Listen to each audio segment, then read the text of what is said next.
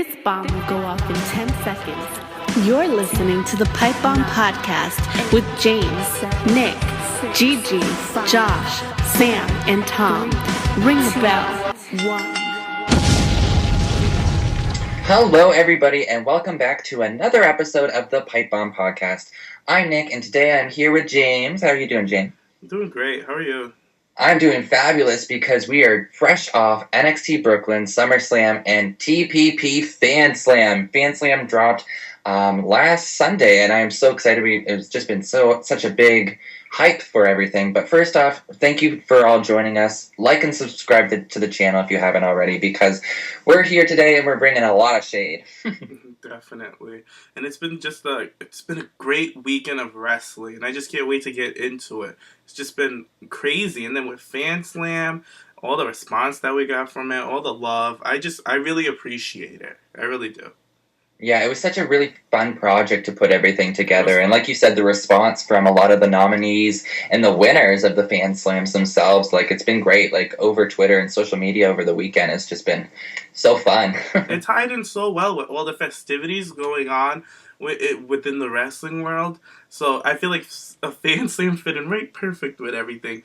So It really did, and WWE even took the Cool for the Summer theme song off it too. So it just fit in perfectly there. It did, right? Isn't it so random that it did? I bet you people came and checked into a video, they were like, they copy that SummerSlam song. No bitch. We've had that up since the beginning of summer. When did Fan Slam promo drop? Early last month? In July. I think it was early July. Yeah. Well, Fan Slam, it dropped in early July, and then WWE popped up with that Cool for the Summer theme song maybe 2 weeks ago, and I was like, wait a minute. Yeah. But we came with it first. Yeah, we definitely did. But like I was saying, it was just cool to tie everything in with NXT Brooklyn, and then we had SummerSlam, and then you had Fan Slam. So now my brain is brewing. I'm like, what can we do for WrestleMania weekend? Oh my God, yes, we'll have to come up with something really fun. Yeah, we definitely do. But yeah, well, speaking of NXT Brooklyn and SummerSlam, there's been a lot of stuff going on with that. And instead of kind of reviewing and going over each match, because I'm pretty sure if you're a wrestling fan, you watch both of them, instead we're going to do something a little different. And James and I are going to choose our top 3 matches from each of those events, and we're going to be picking our top 3 and what we found was the best out of those pay-per-views. So James, let's kick off with you. What was your number 3 between NXT Brooklyn and SummerSlam weekend for your favorite matches? My number 3 favorite match of the weekend would have to be Cesaro versus Kevin Owens. I thought this match was so much fun. There was so much, they told a good story, and the athleticism from Kevin Owens was freaking insane. He did a swanton. He did what was it, that running swanton that he did just standing there. He did so many cool freaking moves. And Cesaro is always phenomenal. He's a Swiss Superman. I feel like them two work so well together. They're both good workers, and the fans love them. The crowd was so into the match that, for me, it was one of the most memorable matches of the weekend. So I had to give that match my number 3. Okay, yeah, I agree with you. It was one of the best matches on the SummerSlam card itself. They had such good chemistry, and before the event even started, that was one of the matches I was really looking forward to, and they definitely delivered. However, that's not my number 3, and didn't even make my list. No, so that's fine. There was a lot of good matches. Oh, it was tough to choose. It was really hard. I had my number 1 for sure, and my number 2 pretty much stabilized. But my number 3, I was I don't know who to choose. But I decided my number 3 favorite match from this weekend, it was Tyler Breeze versus Yushin Thunder Liger. Yeah.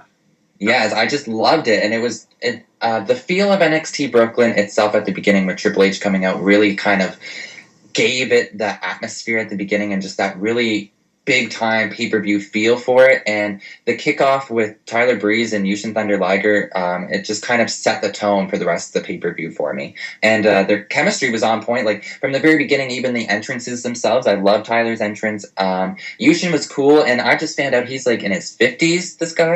And it's crazy. I didn't realize he was that old, and he's still moving and wrestling around the ring like that. So they had super great chemistry, and yeah, I just really enjoyed it. And Tyler Breeze is my NXT bae. He's one of my favorites. And it was just really cool to see him on that main roster type of feel pay-per-view opening the show. So yeah, that was my number 3. With you talking about Triple H in the beginning, how he opened up the show, it just gave me those goosebumps again because I was just remembering. Oh my god, it was so cool. I loved how the camera spinned out around. I could already see the editing, how NXT is going to do him in a small arena and then it's going to spin around into the big arena. I could already see how they're going to edit that. But it was just so magical. The crowd there was insane. And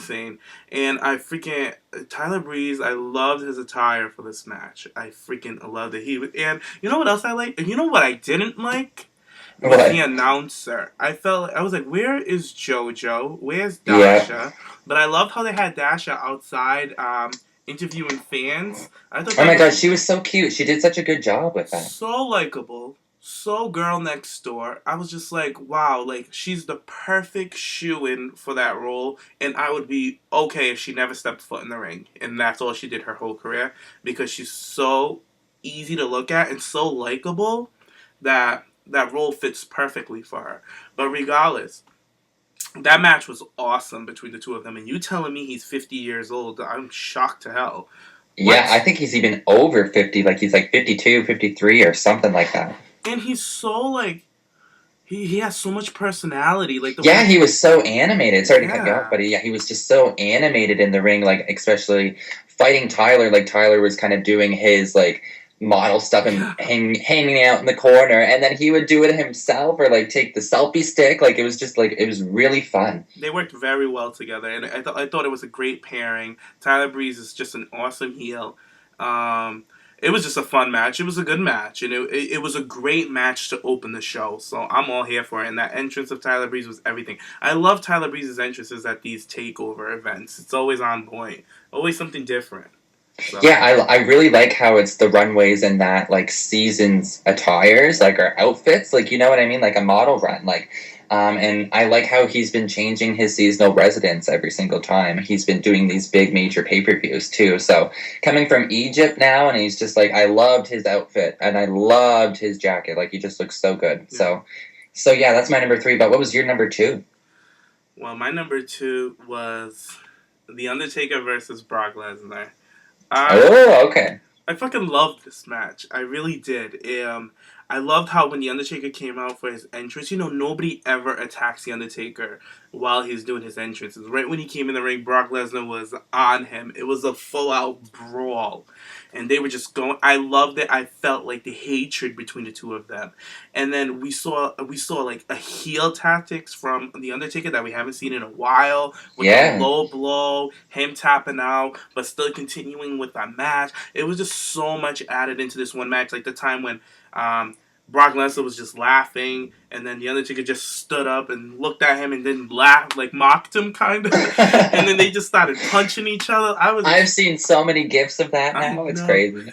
It was just an amazing, memorable match, and I'm so happy with the finish. Heyman was everything out there. Paul Heyman is a wrestling god. He's one of the wrestling gods, period. This match had everything. It had passion. It had fire. It had great storytelling. It had great wrestling. Like, The Undertaker did not... to be honest, I thought The Undertaker was going to be a little slow because, he's getting up there in age. But, oh my God, he came out and he tore the house down. And a lot of people were saying, oh, he collapsed on stage. Yeah, but he's fine. He was, he had a tough match. I think he was kind of selling it on the stage. When he collapsed, because that's kind of like his new thing. Remember, at WrestleMania, he collapsed. He hit before he collapsed. So I think like this. That's his new finish. It's just a collapse. Yeah. So I think like this year he did it as like kind of like a work, because Michelle and everybody was making it a big deal on social media. But I was listening. I was like, what? I'm not even gonna listen to that. Let me go see what his wife has to say. If she's not tweeting, not Instagramming, then there is an issue. But she was like, gonna go get pizza. Had so much fun. Blah blah blah. I was like, all right, he's good. It was a work. So that had to be my number 2. That match was freaking phenomenal. Period. Loved it. Yeah, I definitely agree. I really liked how it headlined SummerSlam as well. Yeah. Like, I loved the match between Seth and Cena. Like, I was really surprised on the outcome and how everything happened with that. But Brock and Taker, like you said, it really felt like they hate each other, this whole storyline. Like, and it's just because of that veteran feel to it. And I don't know, I just really like it. However, it didn't make my list. It's not my number 2. We have honorary mentions. Don't worry. Yeah, oh yeah, definitely an honorary mention for that. My number 2, though, instead of the old-timers, I went with the newcomers. I went to the main event, or one of the co-main events for NXT Brooklyn, and that was Finn Balor versus Kevin Owens in a ladder match for the NXT title. I loved this match. I loved the physicality, the brutality of all of the spots with the ladder. I loved the entrance with Finn Balor, the first time him as the Demon coming out as the champion. And it just had a really big feel to it, like a big fight feel. And I loved the chemistry with these two. Like I said, the spots, I loved Kevin Owens kind of like getting the crowd all hyped up to do a move, and then he'd run and he'd just stop. He's like, nah, fuck it. Like, I don't need to do that. Like, he's just so good with his character when he was doing the cross on Finn when he was on the ladder before he did the jumping senton. Like, his character is on point. I don't care what anybody says if he's a little big belly in the front. Like, he can carry his weight. He is so good in that ring, and he's really taking control of his character as well. So, yeah, I really like this match. I love the ending, too, the coup de grace off the top of the ladder by Finn. It was just an incredible match and a really good feel just to show where the future of WWE's heading and going. And yeah, so that's my number 2 because I love a good ladder match. You know what's crazy? It's that it was between this match and Cesaro and Owens for my top 3. And I had to go with Owens because you know, with Sasha and Bayley, they just stole the show from me. But Kevin Owens has his character down pack. I agree with you 100%. But Finn Balor is that baby face galore. Like, he is on fire. The fans love him. That entrance was everything. I loved how he had kind of like he was teleporting on top of the entranceway. Because he would pop up over here, pop up over there, pop up over here, and then he came out in the middle. The only thing is, I wish he had like a more body paint. I wanted more. I hear you. Yeah, I definitely agree with you. But I think he's giving us little by little. He's teasing us before he comes out with like a bang. You know what I mean? Like, this is.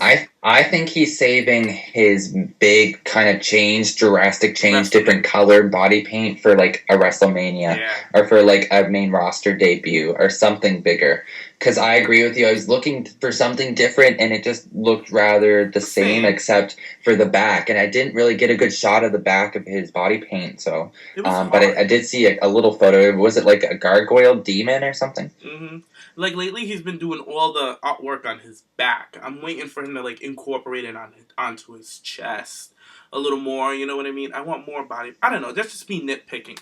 But regardless, the ladder match was awesome, and I really feel like Finn Balor is going to set a career in ladder matches. I feel like they're going to bring it back. Now with the Dudleys back in WWE, I feel like the TLC matches are going to come back and all of that good stuff. Now they're trying to build up the division again, but we'll talk about that later.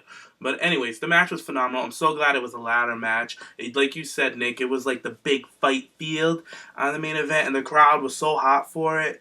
And Kevin Owens plays with that crowd so freaking well. It was just a great, great match. It was a good title match. Yeah, I loved it. But I feel like our number 1s are the same, obviously, especially coming from a Diva match. So let's just talk about it. Our number 1s, hands down, Sasha Banks versus Bayley for the NXT Women's Championship. Honestly, I'll say it right now, probably the greatest women's match in WWE I have ever seen. Hands down. Like, the storytelling, like James was mentioning earlier with Undertaker and Brock Lesnar, the storytelling of this match was just so compelling. Even from the beginning, the promo. God. Can we talk about that, please? Let's start with the promo. That was the best promo, not only Diva promo. That was the best promo I've ever seen in WWE. Next to Lucha Underground's promos, because you know Lucha Underground's promos don't play no games. Oh, they got that on point. They got it on freaking point. And this one, like, the way that they built Bayley as the babyface underdog, even had her picture fade out after each betrayal from each woman of the Oh my God, my heart at that point. I felt so bad. I was like, my poor Bayley. They treat her like shit. Oh my God, that promo was everything. And then you had Sasha Banks. She's so freaking mean. She's so cruel, so bitchy and conniving that it just works for her to be that bitchy heel against Bayley. Like, the story was just on fucking point. I even loved how they had Izzy in there too. She's like, she's my favorite. She's so inspiring, and like. And the music when she was being turned and being faded out in the photo, like, and the music slowing down, and her inflatable 2-man dropping with "Turn up and give me some more." I was like, oh my god. Pans out to Sasha. She's like, boo frickin' who? Grow up. I'm like, you are such a bitch, and I love it. Like, I just love the storytelling. Even in this promo before the match, it just sold me on it. I'm like, these two, like, a lot of us compare Charlotte and Sasha as the best chemistry with each other, but honestly, storytelling, character-wise, it's Bayley and Sasha. It's just like, after this, it was just so good. But yeah, James, just, you talk about, like, what did you, like, talk about the match. Like, what did you think of it? Okay, let's get into the entrances. Oh my god, yes, before the match. So freaking much. It was nice to see a Bayley entrance in a big arena with the inflatable, whatever they're called. What are they called? I never knew what they're called. Wavy. Oh my god, Tom Phillips does this so well. He could talk, like, he could say it so quickly. It's like wavy inflatable arm 2 men or something like that. Wacky, wavy, inflatable arm 2 men. I think it is the wacky, wavy, whatever, Tom Phillips. But anyways, I loved Bayley's little entrance. It was cute. She got a good little pop. She came out. It was cute, but oh my god, when the bum, bum, bum, bum, I was like, okay. And then when I saw that Escalade come rolling up, I said, this fucking bitch. I was like, yo, she hands down, Melina had the best entrance for a long time. Sasha Banks came and fucking finished that. That is the best Diva entrance I've seen. I can't say the best entrance because The Undertaker has a great entrance. Finn Balor, it's tough. But out of the Divas, Sasha Banks just demolished every single one. She killed it. Like, she was giving me Eddie Guerrero vibes with a twist of her own. I loved it. With her coming in with it, well, I said it was like, that is Snoop Dogg's fucking crew right there. That is his boys, and Sasha's just coming in, and I love Corey Graves.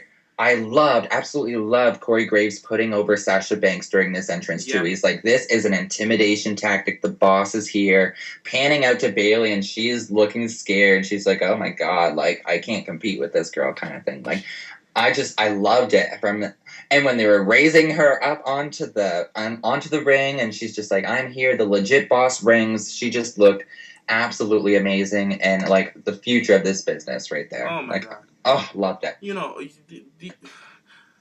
oh my god, I can't get past that entrance. It was so freaking good. Even from the new jacket, the new outfit, she had the shades on, her hair was different with the curls in her hair. I was like, yo, this is a fucking boss. It was so, I felt like I was 10 years old again watching WWE, like watching WWF. Like, I invested in the characters. I believed what I was watching because NXT has invested in these divas. And we're going to talk about this later because I have a lot to say. But they've really invested in these divas, and we know their backstories. We know where they come from. And to see when Sasha Banks came out in that motherfucking Escalade, we were all like, of course she's going to come out in a fucking Escalade. She's the boss.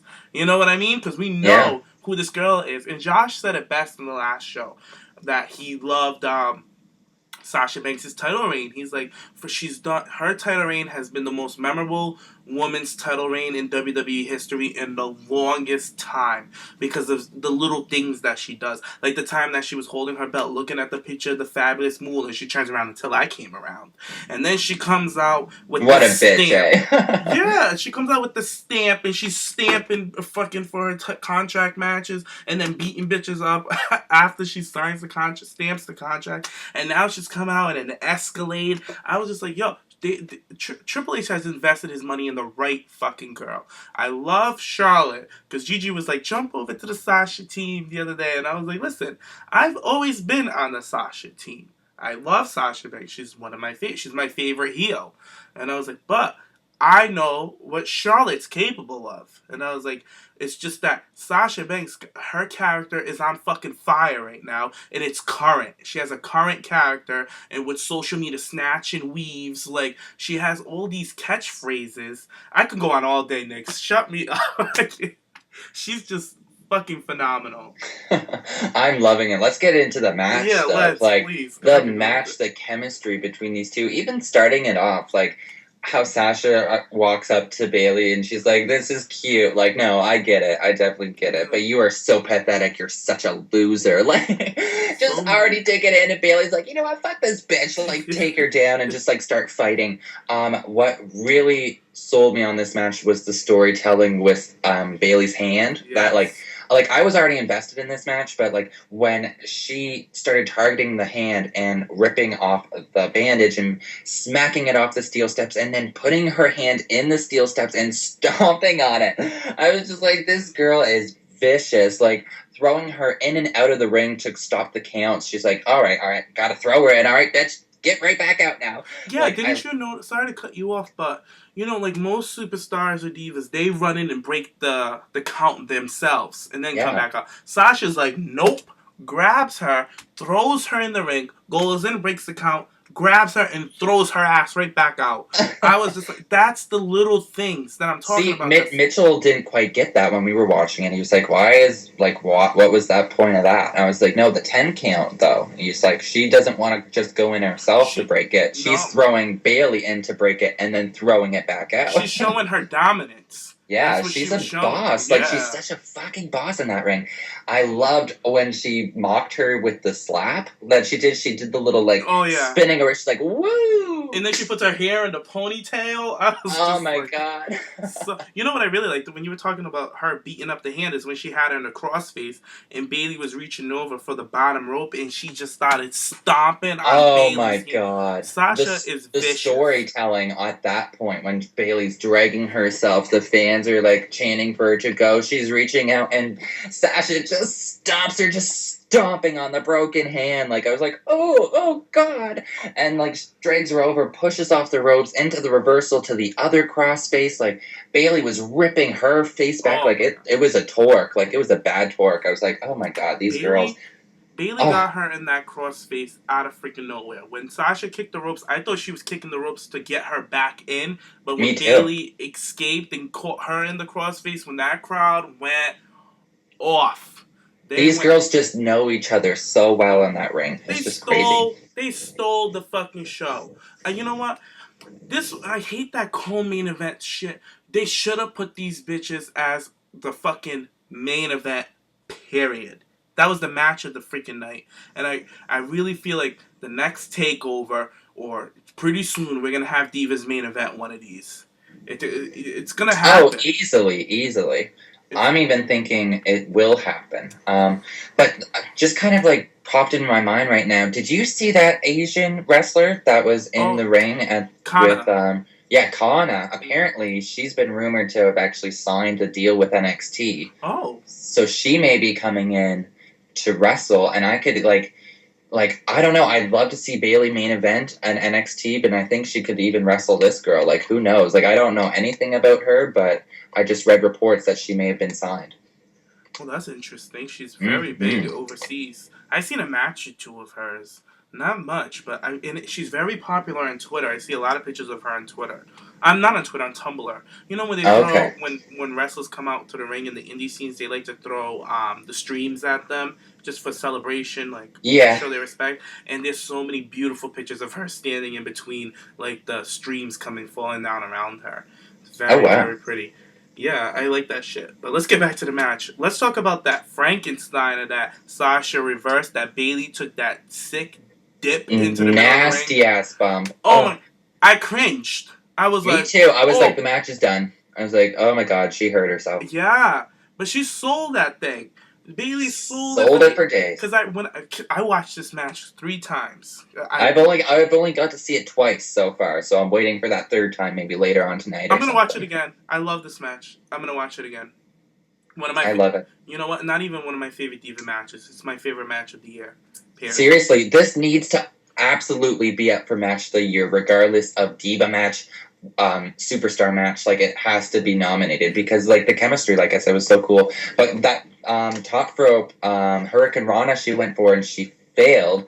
It reminded me of, remember that Falls Count Anywhere match with Mickey and Melina? Yeah. With Mickey. When Mickey fell right on her head, and we were like, oh, damn, and the match was over at that point. That's what I thought. But instead of the finish, Sasha comes jumping down with double knees from the second rope. I was like, ooh. And I was like, and then the kick out at 2. I just loved it. But let's get to the finish. The finish of this match after Sasha already kicked out of a Bayley to belly. Oh, that was a nice one, too. It was so surprised when she grabbed her from the bottom rope and Sasha was hanging on and she pulled her up and then grabbed her and, that was a nice way to give her that belly to belly. It was so smooth. Such a smooth transition, for sure.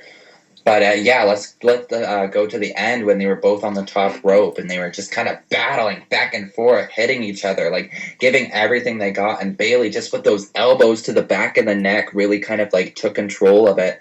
And then hitting the reverse Frankensteiner off of the top rope. Like, did you see this coming? What spot did you think this was going to turn into? Because I had no fucking clue that's what was going to happen. I saw it coming because I saw the setup. But I thought Sasha was gonna kind of like reverse out of it. I thought Sasha was gonna. I thought she was gonna do one of those power bombs off the top rope. You know what I thought it was at first? I thought Sasha was gonna do the bank statement off of the top rope. I was like, what the fuck? Like, this is impossible. I was like, what is gonna happen here? Because how she put her up with her back showing behind, I was like, oh god, like, are you gonna do like a reverse suplex? Or are you gonna try to do the bank statement and then like float over? Like, I could see Sasha doing that someday. Bank statement easily. On the top rope. She's fucking crazy. What about that nasty spill when she had Bayley on the top and then she went to go jump out to ring her arm on the rope and Sasha fell right out of the ring, like from the top rope? I was like, oh my god, insane. I thought she like pulled out a knee or something. Oh, when Bayley fell out? No, when Sasha did, because Sasha had... when she threw her off of the top. Bayley, yeah, Bayley pushed her off, and the commentators were a little confused. They were like, they thought Sasha was the one doing it. I was like, no, I think it was Bayley who pushed her off, because she tried to... I forget what Sasha was trying to go for... Remember how she does that running arm drag out of the corner? She was trying to go for that, and Bayley just kind of snatched her and just, like, pushed her off the top rope. Crazy. But she fell on her ankle or, like, knee really weirdly. Oh my god, what about... Remember when, over the weekend, Sasha... I think it was Friday night, Sasha was training with Amazing Red, and she told Bayley to get ready for some new moves that she got for her ass. And then she did that freaking thunderbolt right out of the freaking ring. When she jumped right off the... I couldn't... usually she does the dive out of the ring. Oh, the suicide, like, plancha. I was like, what the What is it called? I thought it was a thunderbolt. I thought it was like a suicide plancha or something. Oh, I never heard of that one. I don't know. Shit. I don't know. Maybe I'm just making that shit up. I don't know. We listeners, if you know, let us know, please. That's what you guys are here for. Yes. Finn Balor does it a lot. Like, that's what... Yeah. And, like, I've seen Sami Zayn do it a couple times, too, so... That was freaking insane. I did not expect that from Sasha Banks. Me neither, and it was pulled off beautifully. Like no botches. Like, neither of them got really hurt. Like, I watched it over again, and, like, it was awesome. It looked so smooth. And not only did she do that night, but then she did it at SummerSlam again. I was like, holy girl. I have a GIF of Sasha at TakeOver Brooklyn with a different angle. There was like a different angle from the crowd. Somebody filmed it with HD quality camera, and they filmed it and they turned it into a GIF of Sasha doing that. So if you guys want to see a second angle of that shit, beautiful. Really? I haven't seen that. Yeah, it's on my Twitter. It was awesome. But that finish, go get to the finish, Nikki. It's so much. Oh my god, the finish though, like when Bayley kind of set her up, and then it was, like I said, the reverse inverted Frankensteiner off the top rope. Sasha Banks sold that like a fucking boss. Gets up, hits the other Bayley to belly, 1, 2, 3, and then we have a new NXT Women's Champion, and I love the emotion behind it. Let's get to the end of this match, because this is what a lot of people are talking about, is calling it the curtain call of the 4 Horsewomen, when Becky Lynch and Charlotte came running down to give Bayley a hug, just embrace her, and Sasha Banks comes in, gives her a hug. They're all posing and giving the symbol of the 4 Horsewomen. Like, and the crowd is just like applauding them. Just like, it was such a good feel moment, like especially for a Diva fan, like seeing all of these women's hard work and dedication that they have been putting into this business for over the years, to finally see them at this point and all together kind of experiencing that moment. Like, it brought me to tears, and it brought a lot of other Diva fans to tears for sure. So James, what did you think of that, the ending of this match? Oh, I had tears. I had goosebumps. I have goosebumps right now thinking about it. It was just like, it was such a raw moment. You know, the NXT is so great because Bayley's win was not the only emotional NXT Women's Title win. Like, Paige's was emotional, Charlotte was emotional, Sasha was emotional, Bayley's was like, oh my god, because you know she's the NXT baby, she's the underdog. So when she won, it was a. Remember when I used to say like Bayley doesn't need the title, she needs a big moment to win that belt, and they picked a good time. It's the first time NXT was at a big arena like that to give her that belt. It just made the moment even more special when Sasha and them came out. Even when when Charlotte and Becky came out, and then when Sasha came into the ring and she didn't fuck kayfabe, fuck I'm a bad girl. She walked right up to her and gave her a hug. And I was like, what a moment. I was like, what yeah, because they just finished having the best match of their careers, both of them. Oh. Honestly, like, hands down, like, they put so much work in it. You could really see, sorry to cut you off though, but you could really see all of the effort and all of the stuff they really put into this match, and I don't remember any botches from this match. No, like, not at all. Not at all. They were on freaking fire. It was in sync. Oh, it was amazing. I loved it. And like you said, I agree. Instead of this co-main event thing, it should have been the main event of the show. Hands down. I don't understand why they call it, when they came out, the curtain call. Like, it really wasn't the curtain call. It should have been. You know what I mean? Yeah. So, like, I understand, like, they're gonna say that now, because they probably, like, shooting themselves in the foot, because they're like, damn, we kind of should have put them in the main event, because they deserved it. Like, all right, like, Finn Balor and Kevin Owens, like, they had a good little storyline, but they didn't have the investment that Sasha and Charlotte, they didn't have that much depth in their storyline as Sasha and Bayley at this point. Not at all. That's why. And then when I read somewhere, I heard somewhere, I don't know, but I think it was Stephanie McMahon. Oh, it was Stephanie when she came out to put the women's match over. When she came out for, remember before the match started, Stephanie? Oh, yeah. She was like that, the Divas don't become the main event, they are the main event. I was like, then fucking put them the main event. You know what I mean? Like, stop it. Like, what are you guys so afraid of? You know what? Like, this Stephanie is kind of getting on my nerves a little bit. I guess I'll save it until we get into Raw, but I don't know. I'm finding her a little hypocritical lately. Yeah. Well. But yeah, other than that, I guess we'll get right to Raw, because other than that, do you have any other comments about the pay-per-views, our top threes, honorable mentions, or anything? Well, I have an honorable mention, but the Bayley, I was just in nirvana watching that match. It was just so real. I never thought I would see a women's match like that in WWE in my lifetime. Like, no, me neither. To that capacity, never thought. But an honorable mention, I have to give it to Seth Rollins and Cena. Even though Cena gets on my last fucking nerves, he jobbed out for my boy Seth Rollins. Seth Rollins was on motherfucking fire, looking like a fucking Power Ranger. Did you see? He looked like an angel. That's your boo. But I'm so glad he won. So freaking glad. He deserves it. He's a top guy.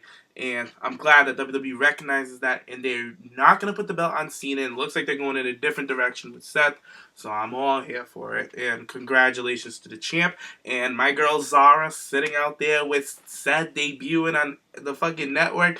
What a fucking debut that was. Sitting with the heavyweight champion. I was like, yes, look at her, looking sexy. I can't, you know what? I'm so glad that she sat out there, because that match would inspire anybody perspiring to become a wrestler to be there and watch that match and see it live. So I'm so glad that she got to sit there and watch. Like, I'm glad you brought that up, because speaking of people who were watching NXT Brooklyn, who the crowd didn't give so much love to, was the Tough Enough contestants. Oh God. As soon as they panned out, the crowd just like ate them alive. And did you notice Sarah Lee staring at herself in the camera and on the Titantron? Yeah. And I see Lita tweeted out, she's like, yo, Sarah Lee, just some coach tips here. Stop looking at yourself on the Titantron and look at the camera. For real. Oh my God, Lita. Can we talk about the pre-show real quick? Lita. Oh, yes. So freaking cute. Lita's shoes were on fleek. Like, those shoes were on fucking fire. She liked my tweet yesterday because I can't get over her shoes. They were so cute. But the other thing is, Team Bad was out in the audience, and I loved that feel that they're not a part of NXT, so they have to come in as the crowd, like they were not there accompanying Yeah. Sasha. It kind of gave me that UFC vibes, like where like they go to see the fight. You got to pay to see the fight. You know something? I'm just thinking about this in NXT, and I know you said you weren't a really big fan of it, but I think NXT is getting so much exposure in this big type feel because it feels like its own separate brand compared to Raw and compared to SmackDown WWE. It just feels like its own little company in its own self, and that's what I love about it. Like you said, having Seth Rollins in the crowd, having Team Bad in the crowd, all of these other wrestlers and etc. celebrities, it just kind of made it feel like that UFC, like, all right, you're coming to our event now, so you need to be in the crowd. Kind of like back in the day when we had the roster split. With the roster, that's a whole different thing. NXT is a whole different brand, and when it comes to Raw and SmackDown, I kind of book them together because the superstars, they always go to every other show, regardless, even though the brand is, like, they'll have their favorites that will do 2 shows. If they're going to separate it, separate it. I think they need to separate it because if you think about it, everybody loves NXT. Those superstars are exclusive to that brand. Unless they're coming up to the main roster, transitioning, whatever. But you only get to see them that one time a week. And everybody's excited for them. You know their characters because they have that time because they're not sharing it with all of these people who are on both of the main shows. So I feel like the roster split needs to be brought back. I know I'm just bringing this out of nowhere, but just seeing NXT and seeing the characters down there, if it was given the time like back in the day, like SmackDown back in the day when Paul Heyman was running it, that was the feel I feel like NXT is going with now, you know? You know what? You might be on the right... You know, Nick, at this point, I'm here for it because anything is better than what we're getting now. Because I'm so tired of the 8-man tag matches on fucking Friday Night SmackDown because they can't think of anything else. Really, though? So sick of the tag matches. SmackDown is just a recap of what's been going on with Raw. And it's unfortunate because SmackDown could really be its own brand and its own show and have its own specific characters on there. I think you've convinced me. Oh, good. I'm happy. Yes! yes! Yeah, like, I can't, your points are valid. And what SmackDown has been giving me for the past couple of years is nothing. It's just like you said, it's a recap show, and it's an 8-man tag. It's always Dean and the Wyatts, or Roman Reigns, teaming up with, I can't stand teaming up with Sheamus. So annoying. But, with SmackDown moving over to the USA Network in January, I could see them doing it then. That would be a good time to do it. Set it up. God, I hope so, because they need something. They do, because they did say that they want to focus on it once it moves over to USA, but I'm like, why wait until then? Like... I know, they always like, okay, we'll get there. We'll do it then. It's like, no, like, do it right now. Like, but right now, what's stopping you? Just focus on the fucking divas. Yeah. So I guess SmackDown can wait a little bit. Just focus on the divas for us, please. But we can move on to Raw now, I guess. Yeah, let's move on to Raw. So Monday Night Raw was last night, and speaking of Raws, I always really like the Raw right after a pay-per-view because that's when they surprise us. They give us all these swerves leading up into the next month and like what they're going to be recapping for the next 3 weeks. So it's like, if you could catch the first Raw after a pay-per-view, you're pretty much golden until the next pay-per-view, because that's when all the crazy stuff goes on. So this past Monday Night Raw, let's talk about the Dudley Boyz returning. I just thought that was crazy. Like, I caught the very end of that because I was having a little glass of wine with my mom, and I came back inside to see what was on TV, and I seen poor fucking Xavier Woods through a table, and the Dudley Boyz are there getting in the faces of Darren Young and Titus O'Neil. I was like, oh my god, like, this is crazy. So I got to see the recap back, but yeah, I'm really happy for the Dudley Boyz to be back, and it's crazy. I was just thinking the other day, like, I want to see, like, the Dudleys versus, like, the Wyatt family at, like, WrestleMania someday. Like, that would be cool, because they're bringing back a lot of, like, interesting Attitude Era people lately, so I thought that would be awesome. But I thought it was super cool. So, yeah, James, what do you think of the Dudleys returning? I'm happy that they're back. It was surprising because I know that Bubba Ray was like back and forth with TNA. He re-signed with them for a couple of months, and I guess he broke the contract, and then he left, and then he was nowhere to be found for a bit. And he always said that WWE was his focus to get back into, and he basically thought that his Royal Rumble appearance was a one-off because he hasn't heard from WWE since then. But clearly, WWE was just waiting for the right moment, and since right now they're kind of like they're getting in a good direction with the tag team division, because I know the Usos are on their way back. You can't wait for the Wyatts. I can't wait for the Uso brothers against the Dudley Boyz. That's what I want to see. New Day, the Uso brothers, and the Dudleys in a TLC match. That's what I want to see. That would be pretty sick. Yeah, that's what. Or maybe like bring up an NXT tag team like Cass and Enzo or something. I don't know.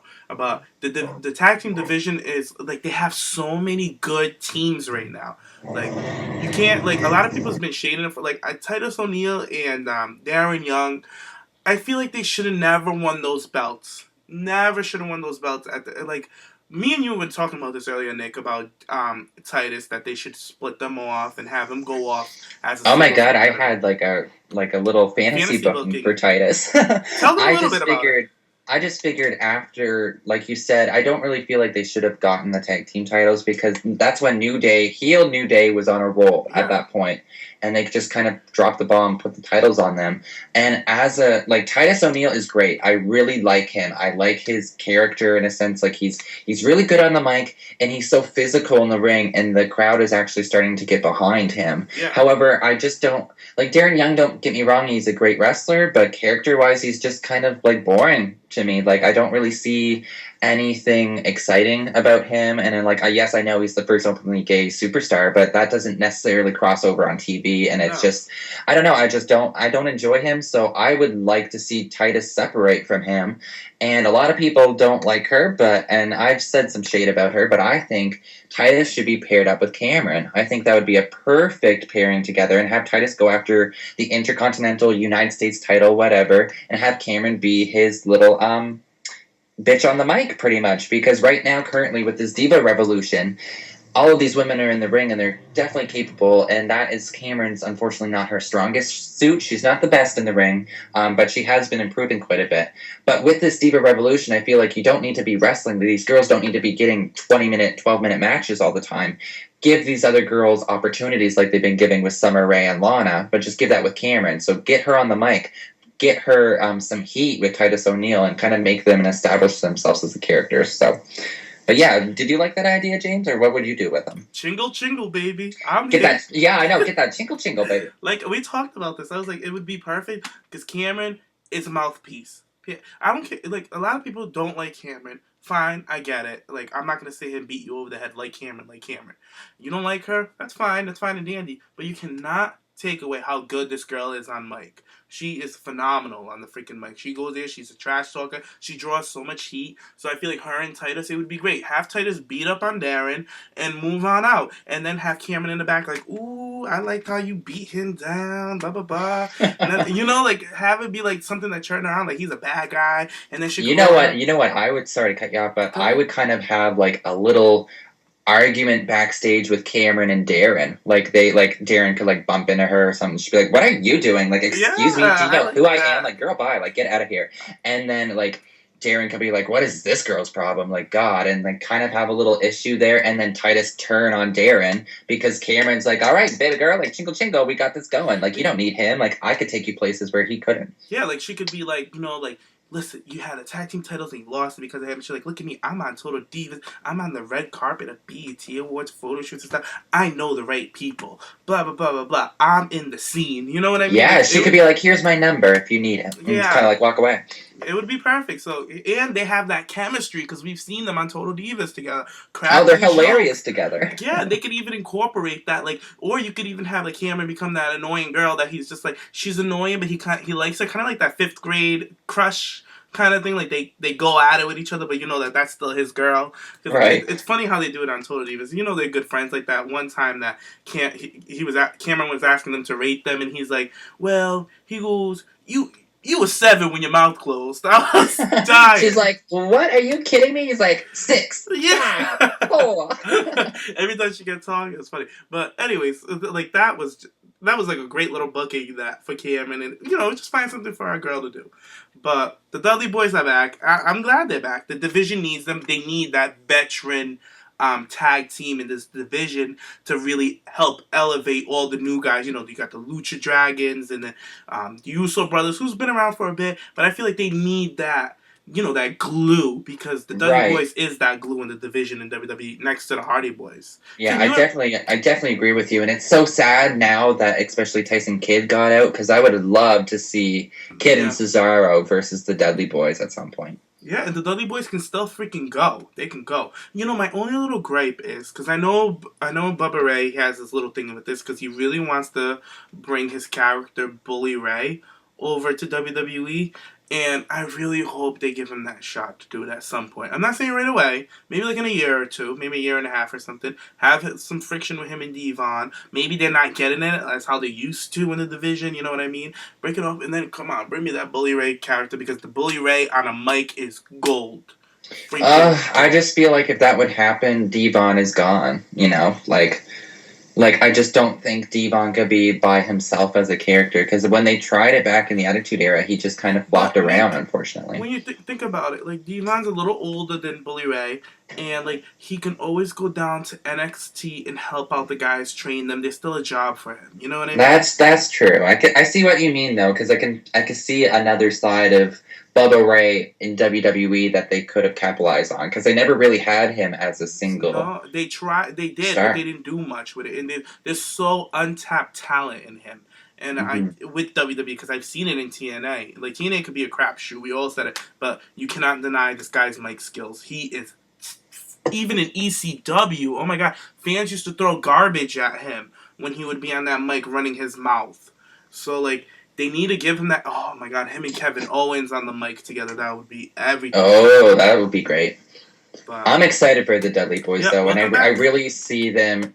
See, the thing is, though, it's like New Day gets all of this momentum becoming new tag team champions, and then I'm worried they're just going to have to drop the titles to the Dudleys. So I'm hoping that they stretch this feud out quite a bit and kind of do like a triple threat tag team match, have Xavier fucking cost them the match, and just kind of like build that up and maybe drop them at Survivor Series or like the Royal Rumble or something if they can even prolong it that long. They've been tag team champions so many times in WWE. I think they had to put over the new guys. I don't think they had to become the top guys again, because WWE is so invested in New Day right now. They're the hottest heels. Like, to become a babyface, like, that's what I think they're doing with Seth Rollins.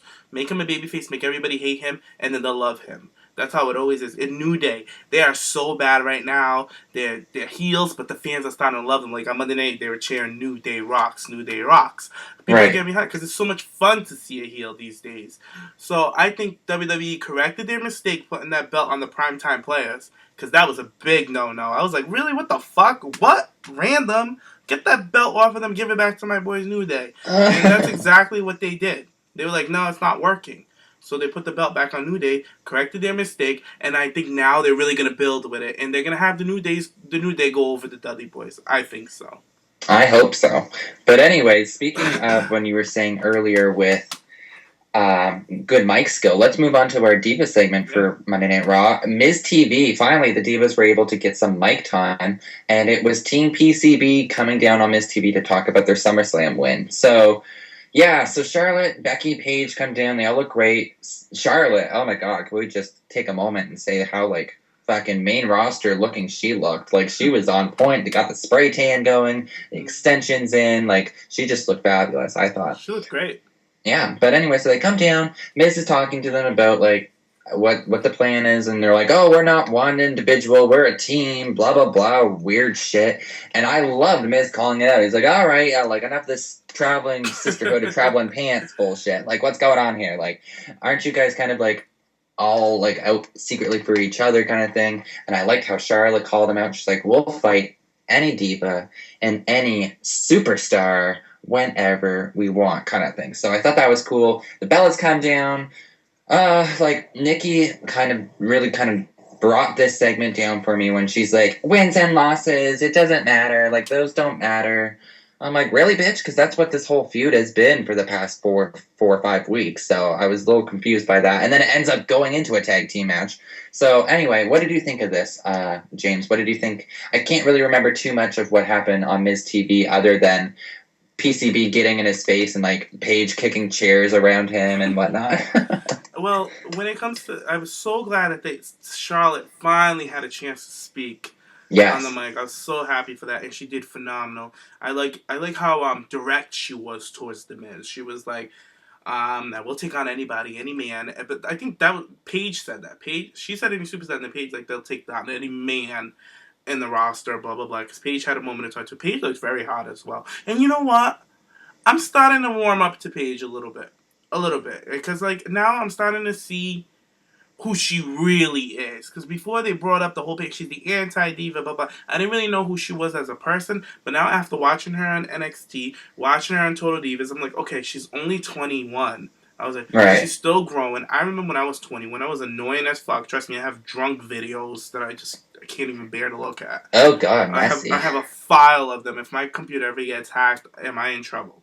Oh my God, a mess. So I'm like, okay, I can't really be too hard on her because I don't like. She's not totally. I was like, oh, she's 21. She's probably drinking. She's chilling. She's having the time of her life. She's in her dream job. You know what I mean? So I'm like, I feel like I've been a little too hard on Paige. So I'm like, let me reel it back in a little bit because I don't know. I'm just looking at her from a different perspective. But anyways, Becky. You know, I love Becky's look. I was telling you guys this in the group. I think she has the most distinctive look out of all of the divas next to Paige. Because, like, they're both rocker chicks, but I like Becky's little take on it. She didn't go for the goth side. She went more for the grunge. Kind of like steampunk a little bit. Yeah. I don't know, because I'm a little goth, but I don't know. I love Becky, and I love how Becky got a chance to talk. And then when the Bella Twins came out, and the crowd was just screaming that they wanted Sasha Banks, and I didn't mind Nikki so much. Brie, oh my God. When she got into that mic, she lost focus. She was like a deer in headlights. The crowd threw her off. I was like, girl, you've been here for all these years. This should not be happening with you. Seriously, when the crowd was going on and they were chanting Sasha Banks, I was like, aren't you supposed to be a veteran? Play off with what the crowd's saying. Like, excuse me, don't talk about her. She's not important. I'm talking right now. And, get the heat off of the crowd. That's because me and Josh were talking about this in the chat while Raw was going on. And I was like, that's exactly what I told Josh. I was like, she's for a girl here this long, she should have played, and she's a heel. A heel is the best role you can have in WWE. It's so much fun. I know, she says she loves being a heel when you don't do such a good job of it, sweetheart. Like, come on. She could have easily walked out here, we want Sasha. Well, you ain't gonna get Sasha. Now be quiet, I'm talking. And keep it moving. I'm a former Diva champion. I can talk, and my sister's the current Diva champion. So be quiet and show some respect. And then go on to what she was saying. Is that so hard, Brie? That's all I want from you. That's it. In the ring, you're okay. You're feasible. You're passable. You're B+. But when it comes to that mic skills, that's why I know I can't give her that much credit, because I know she'll slack when she gets to that tier. You know, when she gets to that where it really matters, she's just going to fall apart. And she went to go pro. Foxy, great on the mic. She was so great. I liked how she got into Becky's face. She's like, I've been here for 9 years. You think you're going to come over here and try to run the... Foxy was on fire. I love Foxy in this segment. But I liked when Nikki got back on the mic and put her title in all their faces. I liked it. I thought Nikki did well on the mic. I'm not going to shade her. I thought she did well. I think the only point she did well was when she's like, and I am close to becoming the longest reigning Divas champion, and the crowd just, erupted. They're like, no! Please, no! It was a good segment for the Divas, and then I liked how The Miz got into the PCB's face, and then they went at it with The Miz, and then they got attacked by the when he said they wrestle like a bunch of girls. The Miz is terrible. He's so funny. Oh, I also like when he called out Charlotte when he said something about her dad. She's like, yeah, your dad. I learned to figure 4 leg lock out of your dad, blah, blah. And she's like this, and this is all you have to show for after sitting down with my dad or some shit like that. Yeah, he's like, yeah, you really made him proud. Yeah. And the crowd was like, ooh, and he's like, oh, well, if you consider someone being blah, blah, blah, blah, blah, how many time champion and like social media guru, then yes. He's like, main evented WrestleMania heavyweight champion, multiple champions, blah, blah, blah, movie star, reality star. He goes, listing his resume. Yo, the crowd popped for them, though. They were like, yes, because everything he said was true. So I was like, look at the Miz, Clark T. But Miz, you still got to work on that ring work, and then we can take you seriously. I always thought Miz would fill in that role that Chris Jericho left, but I was just like, the wrestling is just not there. It's just not there. He's a great on-screen personality, for sure. Great. But he just needs to work on his wrestling and being safe in the ring. To be honest, I even like him on commentary. Like, I wouldn't mind if he, like, eventually transferred over to commentary at some point. No, yeah, he has a career in this business for a while. Because he puts over the talent, like, that, which something fucking JBL doesn't know anything about, apparently. All he talks about is himself on this show. It's ridiculous. So annoying. But anyway. Let's get into the match. Yes. Let's get into the match, the 6-Diva Tag Team match. So, Team Bella ended up winning. Alicia Fox picking up the win for herself. I was really happy for that. However, some people who weren't too happy was the crowd because they were not invested towards the end of it, and which is a shame because this match was actually pretty good. Like, they got a lot of time for it. The crowd was just in full of themselves saying, we're awesome, and doing, like, little waving chants, and they just lost connect because they were looking for Sasha Banks because Sasha Banks was the most talked about wrestler over in Brooklyn that whole weekend, and she wasn't on the show, which I feel like they kind of lost. Like, they should have capitalized on that. Like, I know the girl is just wrestled quite a bit, but at least have her come out on stage and, like, rip them a new one. Like, something like that. That's what I was expecting when these girls were getting in each other's faces on Miz TV, is to Sasha or Naomi's theme to hit and the Team Bad come out and be like, please, you guys think you're the best, well, blah, blah, blah, look at me and listen to this crowd. Like, can you guys agree with me? And just involve the crowd more. But regardless of that, I thought it was a great match.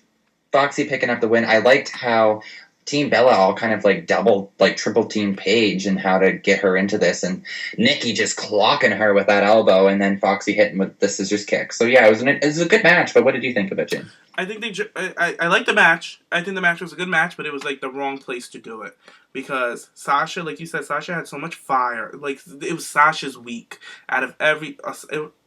Sasha was up there with The Undertaker and Brock Lesnar and Seth Rollins for the fucking week. Like, the Divas champion, it was a joke this week, honestly.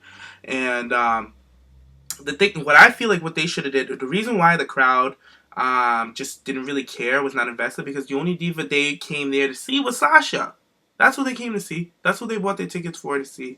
Because really. She's on fucking fire, and they were all excited to see Sasha after her crazy ass match. They're like, yeah, we're going to Raw, we'll see Sasha. What WWE should have fucking did. They should have did. Remember how you always wanted a Lumberjill match? They should have put Naomi in the ring, Foxy in the ring, and Charlotte in the ring, and had the rest of the members outside as the Lumberjills. Because if they're going to put that many divas in the ring at once, fans are not going to give a fuck enough. The story's not going to be told as well. You know what I mean? So I feel like that's what kind of... Because, like, they were all invested while we had that promo. But and then it's just like, oh, another diva tag match. Whoop-de-doo. We saw this yesterday. Yeah, they're starting to get... Because, like you just said, we've been seeing a lot of these matches and kind of the similar type style matches, which, don't get me wrong, I'm really happy the girls, especially on Raw, are getting kind of a double time segments, but there needs to be story behind these, like, storytelling. That is why Sasha Banks is so over right now. That is why Bayley is so over right now, too, is because of the storytelling that they've had behind their feud. And I just feel like this Diva Revolution, which I was going to say, I was going to clock Stephanie, is because she has been going on saying, the Diva Revolution, we've been taking over WWE,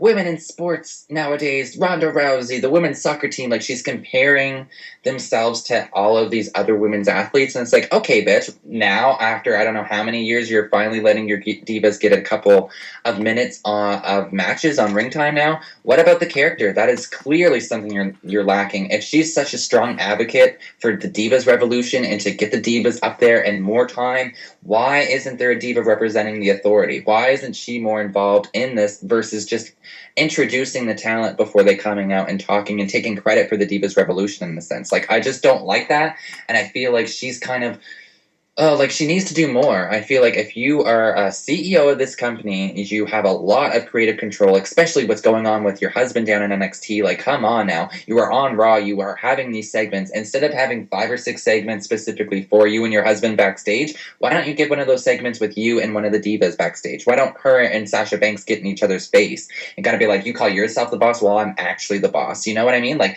we need to do something with her to get her more involved, because the fans love Stephanie and they respect her. So when you see her on television, when you see her on TV, you like, there needs to be more connect. That's all I'm saying with that. So I feel like Stephanie needs to pick up the ball a little bit more. You're absolutely right, because like you said, with the Bayley thing, it's because of the storyline, and WWE knows this. I don't know why we keep talking about it, harping on it, and it's so like tiring, because they know that character is what drives everything. Like, Stone Cold wouldn't be who he was if it wasn't for his character, watching him beat up the boss, watching him drive a truck into the middle of the ring and spray them down with fucking beer. You know, it's the little things like Sasha coming out with the Escalade, stamping fucking contracts. You know, little things like that, snatching weaves. Like, that's what we grow into. Like, that's Sasha. That's what Sasha does. That's when they get their respect.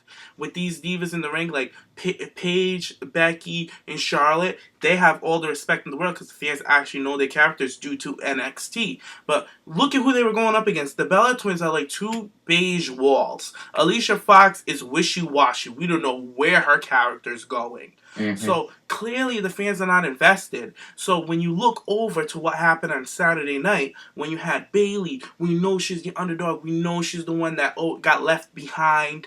We know she's the one that got betrayed by all of them. And look at them. They're all on the main roster now. And Sasha's just mean as hell, vicious. That's why like, if Bayley was just a generic diva like Emma versus Sasha Banks, it wouldn't be as fiery as it was. There wouldn't be a story behind it. It would have been nothing. The fans would have did the same shit they did to the divas on fucking Monday Night Raw.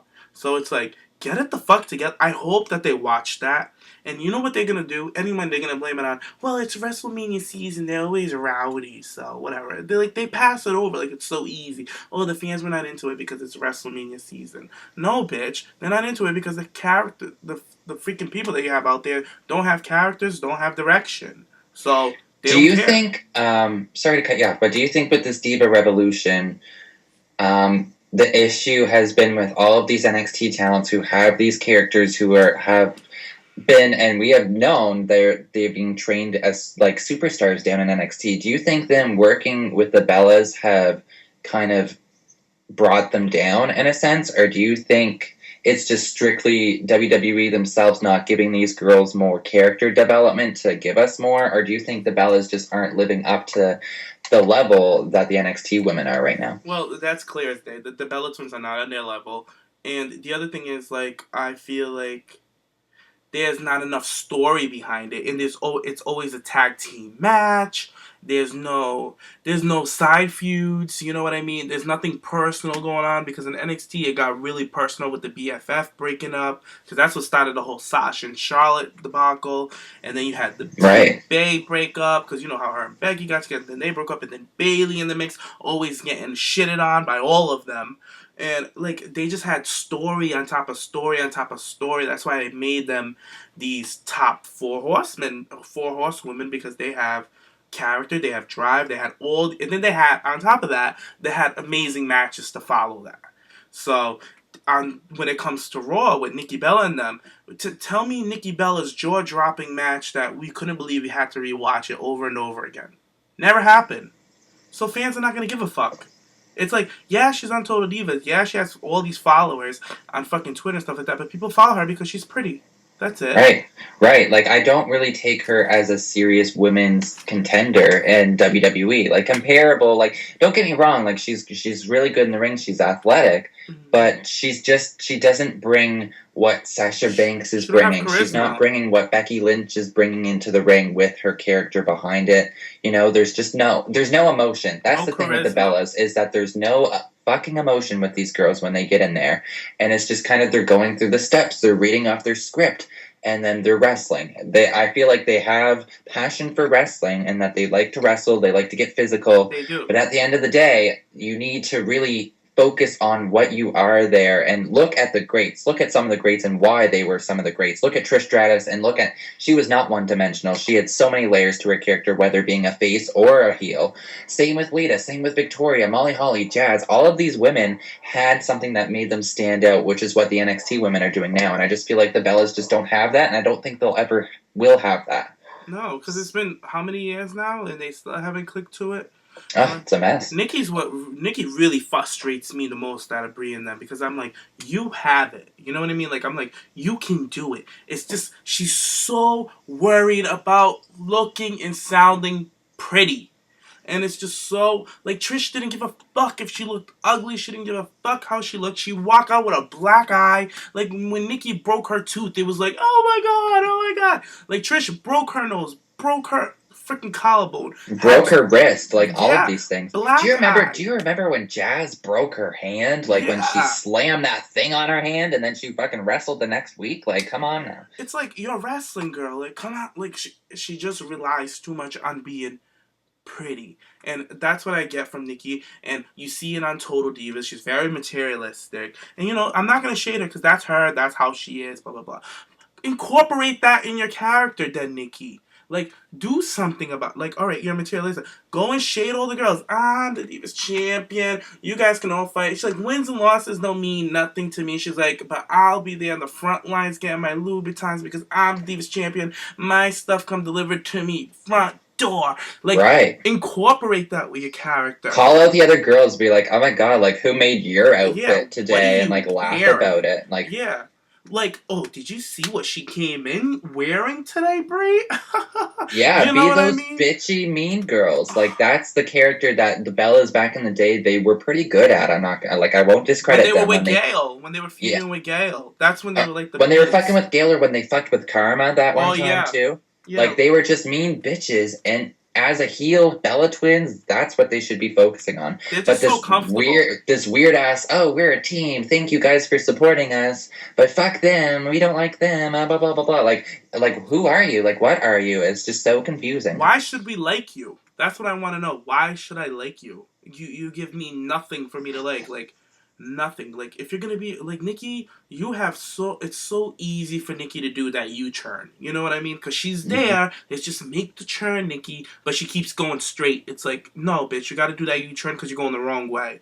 It's like, come on, Nikki. It's so easy. You give on Total Divas, she gives it to you. She's all like, oh, that's my shoes. You put my clothes in the closet, in the barn. What is wrong with you? You know, like, bring that. I want that Nikki Bella from Total Divas, and I want that Brie from fucking Total Divas, the big bitch who can knock anybody in the face. Like, she's big and bad on Total Divas. But when it's time to play, they drop the ball all the time, and that's why I can't stand for the Bellas. It's not hate. It's just the truth. They just don't deliver when they need to. Nope. So that's why the fans didn't give a shit about them on Monday Night Raw, because those were the passionate Brooklyn wrestling fans. They don't give a rat's ass about Nikki Bella and Brie Bella. Well, let's move on to one of the divas that they do give a fuck about. And because I think we dragged the Bellas quite a bit. We did. Let's move on to Lana and Summer Rae. What's been going on with them? So at SummerSlam, they had their moments. Lana was looking beautiful. Finally dropped the power suit, rocking the denim. She just looks super cute. Summer Rae sporting a new kind of bedazzled suit with the hair up. They had a fight at SummerSlam, and they had another fight this past Monday Night Raw on the outside in this 8-man tag. Summer Rae got a little slap in on Dolph, which I liked. And you could hear I didn't see Lana come in, but you could hear the crowd that she was coming around the corner because they were, like, loving it. She tackles her down. They get into a little cat fight. So I just thought that was really great. But there's some news coming out that I want to mention, that backstage people are saying there's two news kind of reports about Lana that she's picking up really quickly in the ring, and she's very athletic, and people are really happy with her. However, there's another rumor going out that the reason why she's not being put into the ring full time or anything is because she has an injury of some sort, and they don't want her to take any hard bumps, and that's why she's just been strictly shown as a manager, kind of just catfighting. So I think that's bullshit. But James, what do you think of that? First of all, I love the new look. Fucking love it. And she came out looking sexy as hell. I love it. When it comes to the rumors about, I know back in the day, like when she first debuted, like I remember she was like 6 months in with Rusev, and that's when the rumor first broke that she has a medical condition and that's why she can't wrestle. But I was like, that's a lie, because I remember Victoria was on Jim Ross's podcast, and he asked her about, is there any new girl that she likes, because Victoria will go to the shows when they're in her area. So she was saying that she talked to the new girl, Lana, and she said that Lana told her that she really wants to get into wrestling, but she just hasn't had the time to train and blah blah blah because she's so busy on the road, blah blah blah, because Lana wants to be properly trained. So I was like, why is Lana going to tell Victoria that and then have this medical condition? I was like, WWE goes through everything. We saw it on fucking Tough Enough when that girl Ashley didn't make it through because she had a freaking irregular heartbeat. So yeah, exactly. They would have found that out easily before they even signed the girl. Exactly. Like, so all of her medical conditions, everything would have been brought out to the table unless she just recently developed it. But the other thing is, like, if she does have a medical condition of any sort, she will not be taking any kind of bumps, anything that can injure her. Are you kidding me? WWE is not going to put her in the ring if there's any type of medical risk that involves Lana getting her on their watch. Right, there's seriously. No, and I mean, after the past couple of weeks of seeing her with these cat fights in Summer, and like that, what really kind of made me believe like that was kind of false is after Summer put her in the Accolade and was stretching her back. Like if she had some type of injury, they wouldn't have let that happen. Even when she was remember on WrestleMania, she took that big bump off the apron. Oh yeah, she got bounced off and her bun went flying everywhere. Yeah, so I'm like, and then Summer throws her out of the ring a couple of weeks ago, and then she falls off the stage a couple of months ago. So I'm like, no, this is all bullshit. Don't believe it, guys. Like, please, listeners, no, don't believe it. Unless it comes out of her mouth. It's not true. She wouldn't be bumping like that at all. But what did you think of Lana in general with this storyline? Do you think we're going to get this mixed tag at Night of Champions? Because that was rumored. So I don't think it's going to be a Night of Champions. Night of Champions is going to be all title matches, right? Yeah, but you know WWE, they always throw in random fucking just single matches, so... I hope it's a rematch with Bruce. I really want this. I'm not in a big rush to get Lana in the ring like everybody else is. No, I'm not either. I'm not.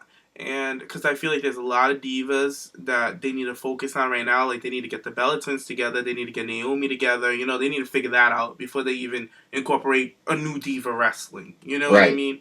So I'm happy with her in the role that she's in with Summer Rae. They just need to spice it up a little more. Like, let's have a backstage fight. You know, yeah, we need those cat fights backstage. Like I was talking about, like we were talking about a couple months ago. Like we still haven't seen one of those yet, so I'm waiting. Or not even like a fight, like a confrontational argument backstage or something. Like have them kind of like, because we haven't seen them on the mic since the first time they interacted. Right. Get them back on the mic going at it with each other. Like I want to see them fight in words because we know Summer can go and we sure as hell know Lana can go. So utilize it. Get them talking. There's so much more that could come out of this feud before they even get into the ring. I want one of those moments. I think I said it before. Remember Stephanie and Deborah and their fight backstage? Like, my husband's going to throw your husband over the top rope. And no, mine is. I know so. Well, I think so. And the slaps coming in and the referees coming to drag them apart. Like that's what we need with Summer and Lana. Because can you hear that now? Like I could just hear Lana screaming off in Russian and Summer's being dragged away. Like it'll be awesome. Or even like a Melina Jillian moment at the makeup table. Like start throwing makeup all over each other. Like love it. Oh, it was just perfect. Yeah, but we really need to see something with that. But yeah, other than that, with Raw, was there anything else you wanted to make mention of? I want to make a quick little mention of Nikki Bella and Paige and Brie. They were on social media telling, Brie, oh, yes, right. Brie said that the crowd can kiss her ass. And Nikki Bella said that the crowd was so disrespectful or something like that to the divas. Girls, this is nothing new. Like, like especially for the Bellas. Like, why are you guys taking this so seriously and to heart? And also, Paige tweeted out, like, you guys asked to give divas a chance, and then you guys just, like, shit all over it or whatever she said. Like, she seemed a bit upset. And I could see where Paige's frustration comes out of. And, you know, honestly, I feel like with The Miz saying that thing early on the Miz's show, the Miz TV, about like, oh, the dynamic between the two. I think that was like a little tease, like they were planting the seed of them like splitting off. Oh, God, I hope so. It needs to happen soon, so they can really, like, people think the revolution has started. No, this is just the introduction. Now let's really get it going. Exactly. We need to really kind of like, okay, we got all of the talents up and we have all these teams battling it out, but now we need to find out who's going for that title, because Nikki, I'm happy Nikki mentioned that her title reign, she's coming up on the longest reigning, because I feel like WWE, if they're smart, they need to capitalize on that and have her defend the title that week before she's gonna like make that like make it up to that point, just to know, like, get fans going, like, is she gonna lose this title now? Is she gonna like retain? Like, get people talking about it. Like, we need to have the focus on the title now, and for God's sake, get rid of that fucking title whenever whoever woman like takes that title off of Nikki. Can we please bring back the women's championship? If you can't do that, then for God's hell, just give us a new Divas title design. Like, Stephanie, you want to be part of this Divas revolution? Well, there you go, boo. That's perfect. After one of them win it, announce the new Divas Championship that we have been taking over, and the Divas Revolution is taking over, and WWE wants to follow that, so look at our title, because instead of having a fucking butterfly represent your women in your division, you should have an actual legit title. So that's my little say on that. Like, freaking exactly. And Sting's back. Hey. Whatever. I fell asleep at that point, so I still haven't seen that. But I guess he's facing Seth for the title at Night of Champions, which, okay, whatever, but I hope he doesn't win it, because, like, of all pay-per-views, for Sting to win his first major title at Night of Champions, it just seems odd. And John Cena FU'd Jon Stewart.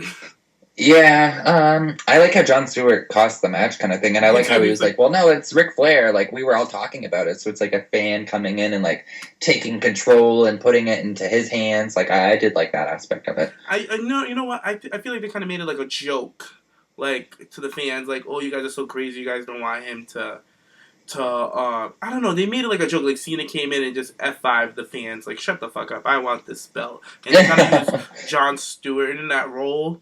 So, I was just kind of like, whatever, Cena. Like, I don't give a fuck. You're not the champ. You have no belts on you. And I'm happy. You don't need another belt, please. No, seriously. I'm so happy, too. But apparently he's going to be facing Seth for the United States belt again at Night of Champions. So, you think Seth is going to do double duty? Yep. That's the rumor, that he's doing double duty for it. Alright. So, I feel like they will, because at the end of the day, I don't think Sting is going to be putting on a 25-minute classic. So... I think they'll kind of do like more spots with him and Seth just unfortunately feed to him. But I hope something happens with the Authority, because I mean, Seth is on a roll. They just have that huge statue of him now, so it's like, come on in. Kane's gonna come around. Whatever. Anyway, do you want to move on after Raw to our next topic here? Please, let's go. Let's go in, because the Tough Enough finale is tonight. So we're going to see which one of the Tough Enough contestants, two of them, are going to win the contract. So between the guys, it's Joshua and ZZ, and for the women, it's Amanda and Sarah Lee. So a cute little clip came out from Tough Enough this week on Twitter. I think Lita posted it, or Amanda posted it herself. It was like she's learning from the best, so she was taking a slap from Lita in the ring, and they like slowed it down in slow motion. So it was pretty cool. I like to see that. And Trish Stratus actually tweeted out over Twitter that she's really hoping that Amanda gets this contract and she can see herself in her many years ago, kind of like fitness competitor turning into a diva. And so if you have support from, quite frankly, one of the greatest divas of all time, then like that's pretty good on her. So I'm hoping that Amanda picks up this win. But yeah, what do you think of that? I know you're probably not going to watch the finale, but what do you think, James? Probably not going to watch it. And the listeners listening now, whoever got sent home already got sent home, because this is pre-recorded. Oh yeah, that's true. I hope you guys know. But whoever got sent home, I hope it's Sarah that gets her ass chucked out. Oh, me too. But, like, with Trish putting over Amanda, that's kind of like a big deal. So hopefully she generates some votes off of that, because Trish is, like, the godmother of the divas. So, if Trish can't do it, I mean, who can? You know what I mean? Yeah, I hear you. So, like, I hope Amanda wins, even though she wasn't my favorite to win. But, yeah, good luck. And, Amanda, you've just been floating by. Like, she was just been cruising through this whole competition. I think she picked up speed towards the end of this competition, really? for sure, though. Where? Because, I mean, you said you haven't really watched the past couple episodes, and they've been showing a lot of the ring work, and she's picking it up really easily, and she's actually kind of talking about character, and, like, she knows the difference between a character and herself, and, like, what she's been portraying on the show is what she eventually wants to have her character be, is this bitchy girl, yeah. I mean, who? Amanda. Oh, I thought you were talking about Sarah. Oh my God, no, that bitch. She wants to be known as Smiley with a Y. Oh, no. Amanda, I know, has been picking it up. I know that. I've been seeing that in her for a while now. Oh, okay. Oh, you were talking about Sarah. I'm talking about Sarah. I think you said Amanda, so I was like, wait, what? I might have said Amanda meaning Sarah. So, but I agree with you, though. That girl hasn't picked up nothing. No, she's just been cruising through the whole competition. She hasn't picked up anything. And I feel like, oh my God, did you see the picture that enough about Sarah. Amanda, good luck. Sarah, this is not for you, honey. Just find something else. And Trish, thank God for you. But fucking ZZ. And you're right, I haven't watched the show since Gigi got eliminated, because I was just done. Yeah, I hear you. ZZ... Tana posted a picture of ZZ walking to Burger King. I was like, finally they're getting exposed. Him and Sarah. Sarah got the ring rat gate that broke out last week. And then this week... And then the Burger King drama. Now you have the Burger King gate. It's ridiculous. I don't know, these Tough Enough people are just a joke. And I'm going with Josh. I hope Josh wins. Not only because he's hot, he's been bigging up. He has a great look. I feel like he's lost over like 60 pounds since he started this competition. He's very dedicated, and in the ring, like you said, he has been picking it up. Like the finisher competition that they did last week, like he was one of the best to impress, and he really kind of like was using his little Yeti call and incorporating in with his wrestling. So I feel like if he gets signed, he already has an established character. Just kind of go with it. Yep. So good luck. Good luck to Josh and Amanda, and hopefully by the time this is up, we can hopefully say that they both have been signed. Yep. All right, but let's move on. Speaking of Tough Enough and the coach, one of the coaches, Lita, something's been going on with Lita, talking about the Hall of Fame, James. Can you fill us in on a little bit of that? Yeah, Lita was quoted speaking about the Hall of Fame and Tough Enough. She got interviewed, putting over Tough Enough in Brooklyn, because she did the pre-show, whatever. So, they asked a couple questions about who does she think should be in the Hall of Fame next year or in the near future, and she noted that she would like to see Luna go into the Hall of Fame, and a lot of fans has been preaching on this for a good time, that she deserves to be in the Hall of Fame. And Luna passed away, I want to say, 6-7 years ago? It's been a little... Yeah, I think it's been around there, yeah. It's been some time now. Well, she's been, Lita's been harping away. She's on the train to get Luna in the Hall of Fame, and I think this is pretty cool. And Alita was just inducted into the Hall of Fame last year, so it's... Was it last year or the year before? The year before, because the one drop was in this year. Yeah, I just remembered that.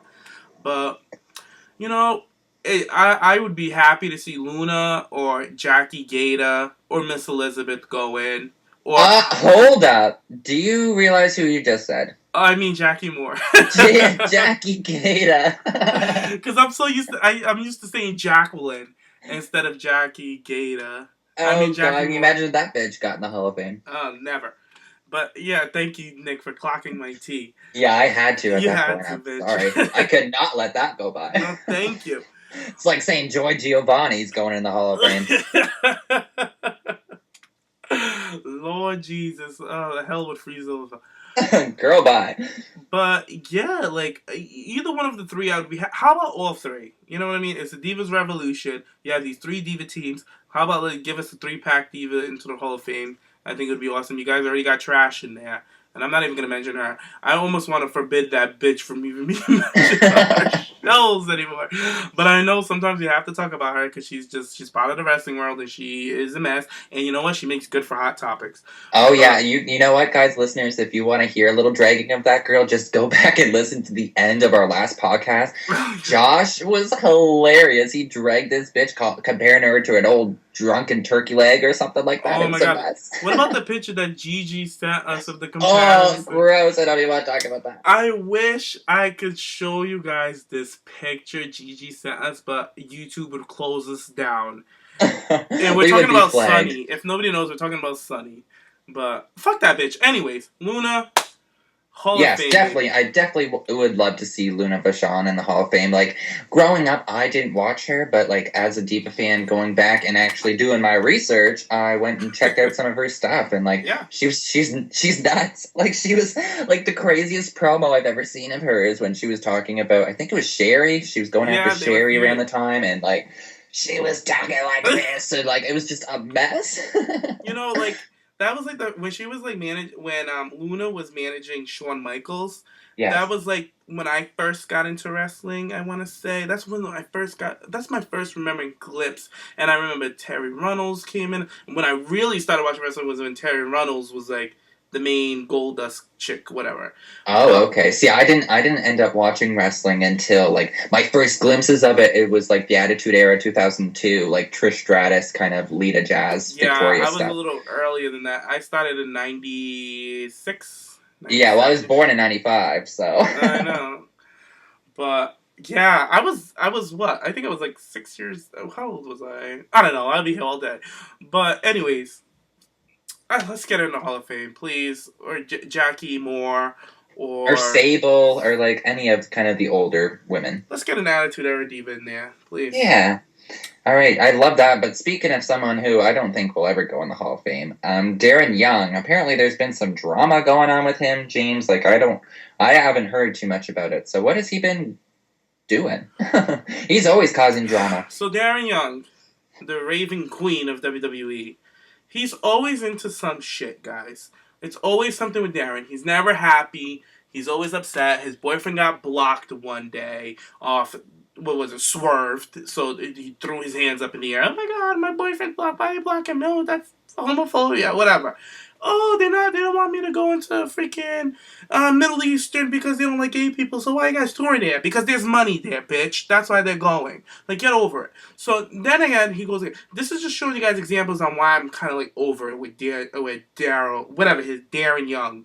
This is one of the reasons why I'm over it with him. And you're supposed to be a gay superstar. You're supposed to be representing other young gay men. And you're supposed to become some kind of role model. But what you did this week was absolutely out of fucking line. Oh my God, what'd he do? Well, apparently, there was a Total Diva cameraman who, he's backstage at the live shows filming the girls, whatever. Daniel Young is back there, blah, blah, blah. So he's seen Daniel Young. And he's probably like... Darren Young. Whatever. Like, whatever his name is. I'm so... over it with him. So he seen him backstage. He thought he was cute. Fine, okay? He thought he was cute. So what he does is he follows him on Instagram. He sends him a DM on Instagram. And when you send a DM on Instagram, you have to send a picture with it. So the boy sent a picture, with him with his shirt off. Nothing off color. He had pants on, but he had his shirt off. It was a topless photo. And the gays, they all do this. They all send topless shirts. I'm sure this wasn't the first one Darren Young got on his phone from a different side piece. So don't come for that. Oh. Yeah, so the boy sent him a picture. So Darren Young is like calling him Thirst. He's like, oh, why are you sending me a picture with your shirt off? The boy's like, oh, well, I don't know, I apologize. He's like, I just wanted to say hello. Darren's like, why couldn't you come at me some other type of way? I have a boyfriend. And the guy's like, oh, I apologize, I didn't know. And then Darren sends him a picture with his boyfriend holding a glass cup with water in it, saying thirsty on the caption. It said if he's thirsty. And he said, oh my God. Yes. And then on top of that, how we all know this, he screenshots the whole conversation and he posts it on Twitter. And just to humiliate the guy and put his job in jeopardy. And I'm like, Daniel, Darren, whatever, you're such a bitch. That's what you are. You're a queen cunt bitch for doing something like that. Why couldn't you just say what you said and let it be? This should never been public knowledge. You want to show how perfect you are to your boyfriend? Like, I don't give a fuck what you and your boyfriend are doing. I don't give two shits. You are a WWE superstars. People are attracted to you. People are going to want to know you. There's going to be groupies. Why do you have to go out and put this one person who has a legit job with the E Network, and he's gonna go, oh, Total Divas will never get drama like this. Here's some real drama for Total Divas. Like, being so condescending. God. Like, being such a cunt bitch. That's why I don't like him. And I'm ready for WWE to write him up his pink slip and send him the fuck on out, because he's no representative for any homosexual man in that fucking business, because he's nothing but a fucking messy. You know what? Like, go ahead. I think that was just, like, definitely, like, really uncalled for. Like, at the end of the day, I can kind of see where he was coming from in the beginning. This random guy just, like, DMing him, like, a shirtless photo of himself. Like, it'd be like, okay, who's this bitch? Like, don't you know? Like, don't you know I'm in a relationship thing? But to first of all, you know what this happened. He showed this. His boyfriend probably ran over. What's this going on? What's this? And they show it. They're real thirsty about it. They're so not comfortable or, like, happy with their relationship in a sense. Like, it's weird, like, that they have to vocalize it and shove it down everybody's throat right now. Like, okay, no, he's my boyfriend. You can't do that to me. Like, I'm like, hello, like, Mitchell and I are in a relationship, and sometimes random people will come up and, like, make a comment or something. You just kind of be like, oh, thanks, but I'm flattered, but no, like, sorry, I'm taken, kind of thing. That's it. Like, take it as a compliment. Don't purposely make this guy, like, what's to say this guy wasn't even out? You know what I mean? Yeah. Like, what if he wasn't out of the closet and you screenshot this and you put this on social media, on your Twitter, which you know you have a lot of followers on, and, like, pretty much publicly embarrass him? Like, I just find that extremely rude, out of context, and to be like, oh yeah, you're not going to get drama like this. Like, he is the biggest drama queen I have ever seen in WWE. He's always about himself. If there's something going on with WWE, like you said about that swerve thing, putting out his boyfriend's face, like they did with many other people on that show, but he probably didn't realize it because he was so fixated on himself and his boyfriend. Like, at the end of the day, Darren Young, like, you're a great wrestler, but you, like you said, you're not being a very good representation in the LGBT community if you're pretty much shaming people online for basically reaching out to you because they think you're attractive. Like, at the end, like, come on, that's just bullshit. And he's getting me so riled up right now. I'm like, you want to get put in our river? Because you're checking off all of the marks. He's in the river, bitch.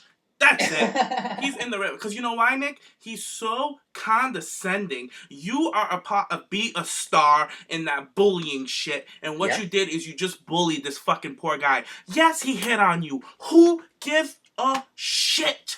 In the privacy of a DM, though, on Instagram, you know, and for him to screenshot it and to be like, look at this guy, and to think that he's being the bigger person out of this situation, just petty shit. So yeah, I agree. Put him in the river. In the river, bitch. You walk the plank, ho. You're in the river. No, you know what? He's a fucking bully, and I hope WWE pulls his ass right out of that fucking be a star bullshit. Because you know what? Him pointing out that pulling that out is only going to humiliate that guy, and he's going to get all kinds of hate mail. All kinds of people are just going to come and attack him. They're going to be like, "You're a home wrecker. Yeah, you're a hoe. What are you doing? Trying to get with Darren Young right now? You're a little slut." Oh. And what's to say?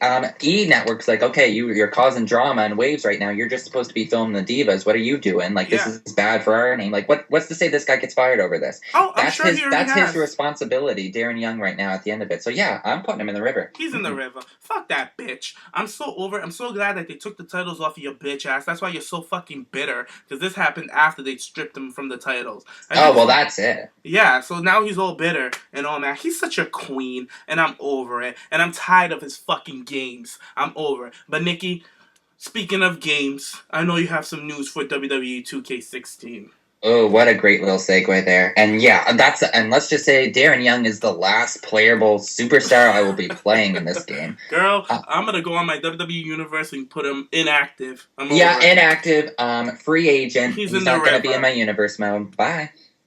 But yeah, so let's go into some really big news that's been coming up for 2K16 over the weekend. During SummerSlam, there was a lot of interviews that came out with some of the producers, like a lot of the gamers who were part of the FanSlam Awards, like Denkops, Tony Pizza Guy, Tubby Emu. They did a lot of interviews with some of the... Even a TPP FanSlam nominee was on there, CM Posey.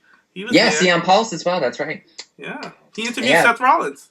Yeah, awesome. There's a lot of interviews out with them, and it's like, good for you guys. Like, that's awesome to see a fan who's just started out playing video games kind of like on a platform asking them questions. So it was really cool. Anyway, so they asked them a couple questions about like Stone Cold Steve, like Denkops had an interview with Stone Cold Steve Austin, which I thought was so cool. He asked him about being the cover star of the game. He was super friendly with him. Like, it was short little like 5-minute interviews and stuff, but I thought it was really cool. But anyway, let's get into the big T. So IGN, every week on Monday, if you haven't known, they release superstars that are going to be included into 2K16, and they show at least one or two entrances to build up to the event, because there's over 100 and I think it was 156 unique character models, and we're only up to 54 at this point. So it's pretty crazy. So this week, though, we got 4 divas confirmed for this game now.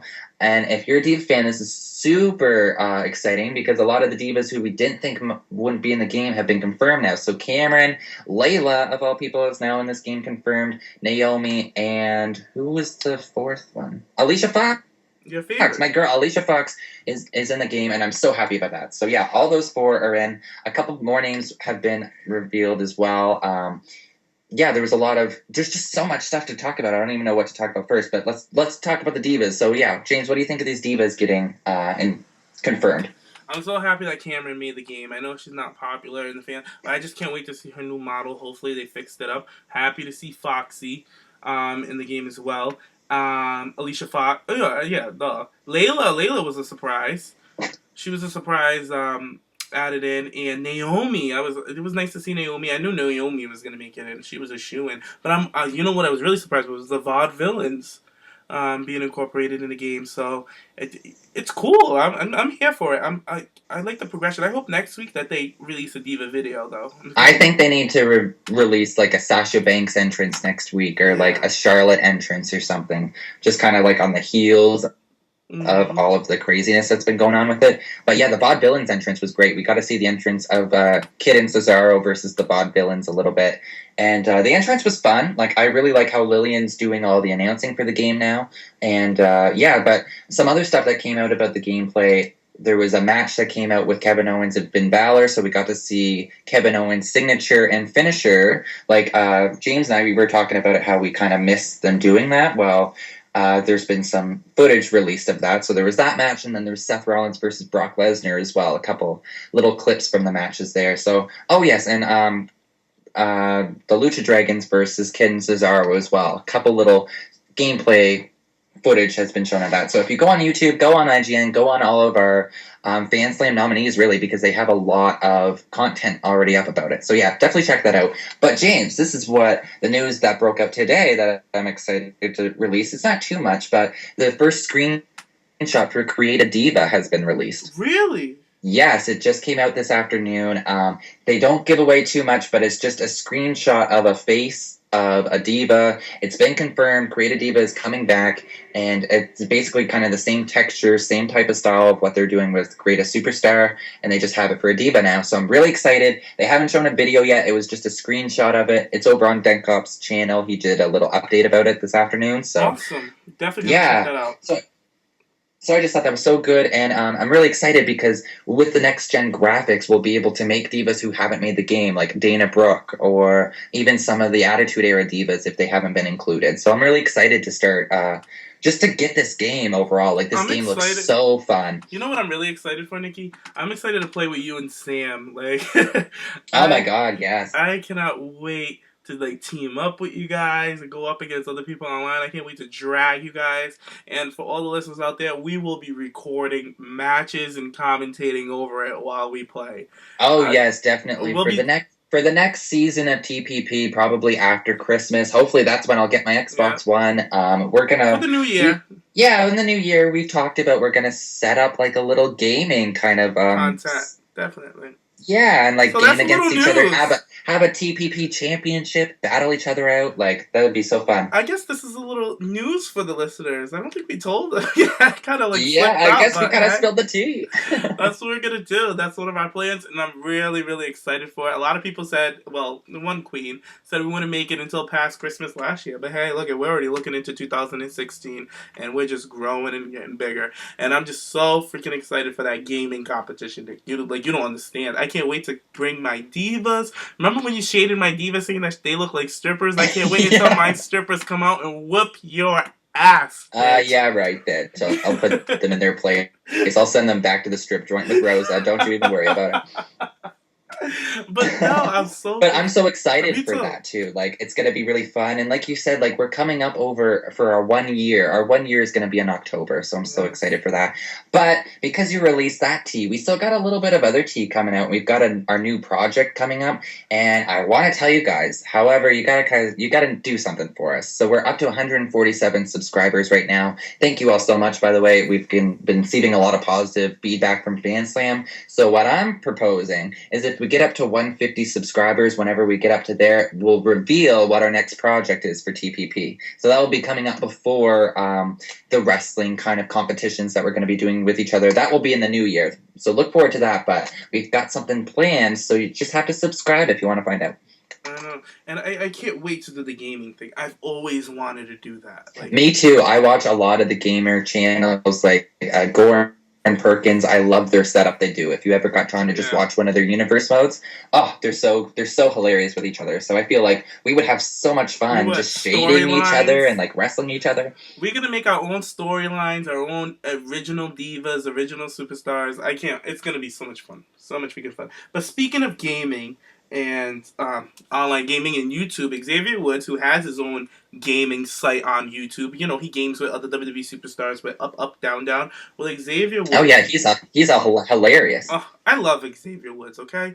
He has turned chicken shit into chicken salad, like, period. And, like, I see why this man has a PhD. Like, it's clear as day. He's a doctor. You can call him Dr. Xavier, Dr. Woods, because he has a PhD. This guy's so smart.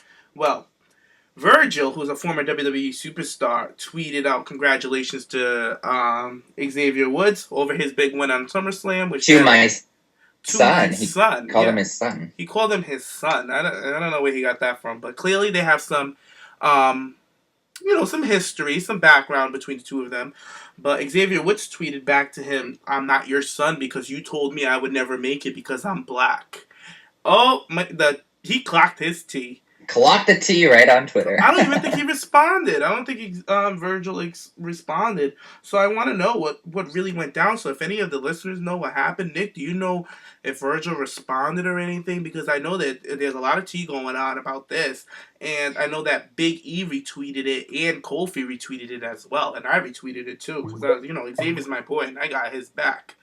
So, oh damn, yeah. Well, I haven't heard of Virgil. I don't follow Virgil obviously on Twitter, so I don't know like if he has responded or anything. But yeah, I mean, good for Xavier for clocking the T. Especially this man. Apparently, if there was drama in the past, a couple years ago when he was 17 years old, saying he's never gonna make it into the business because he's black, like go fuck yourself. You're trying to congratulate me now over Twitter. Like, yeah, I'm glad he clocked the T. Yeah, because now, like, it kind of feels like he's trying to feel the heat off Xavier's spotlight. It's like, get the fuck off my spotlight, bitch. And I'm so glad that Xavier stood up for himself and kind of put him together. Because, a lot of these superstars and divas, they're kind of like limited on their social media. They try not to say too much. And they try not to swear, even though Sasha Banks was swearing all night last night, and I was loving it. Oh, yeah, she was hilarious. Yeah, I was loving it. She was swearing on her Twitter. But, like, they try to stay away from that. And I was surprised that Xavier called them out on social media. And, AJ Lee started a trend. Because they're all calling people out now on Twitter, and I'm loving it. And, it was well-deserved. Like, for somebody to come and, like, put him down before he even started, and then now you want to come raise his hand when he's at the top? No, bitch. No. No, like, girl, bye. Get out of here. So I'm glad that Xavier clocked his T. So glad. And once again, congratulations, Xavier and New Day. You guys fucking deserve that belt. It should have never left you guys' waist. Never. So No, seriously. And you know something? We should probably have Xavier for next year's Fan Slam Award for YouTube Gamer. Like, he's doing a lot of crazy stuff over on his YouTube channel. Awesome shit. We're going to be in competition with his ass real soon once we get kicked off for our gaming contest with Xavier. You better watch out, bitch. Fucking challenge him online. I love Xavier. But let's move on to our next topic that we have here. There's been some rumors going around that NXT talent will be, some roster cuts will be looming shortly for some of the talent. You know, like, it's kind of typically like any job you apply for. You have that 6-month kind of, like, you're under kind of like a probation. Like, if you're not doing well, they can just fire you. Like, no reason has to really be given. If you're not picking up, you're not doing something properly. Well, this is the reports going around with NXT. So some talent that haven't really been picking up as well, they may be on their way out the door. So I don't really, to be honest, know too many of the younger NXT talent that aren't, like, that have been picked up that haven't really, like, made a name for themselves yet.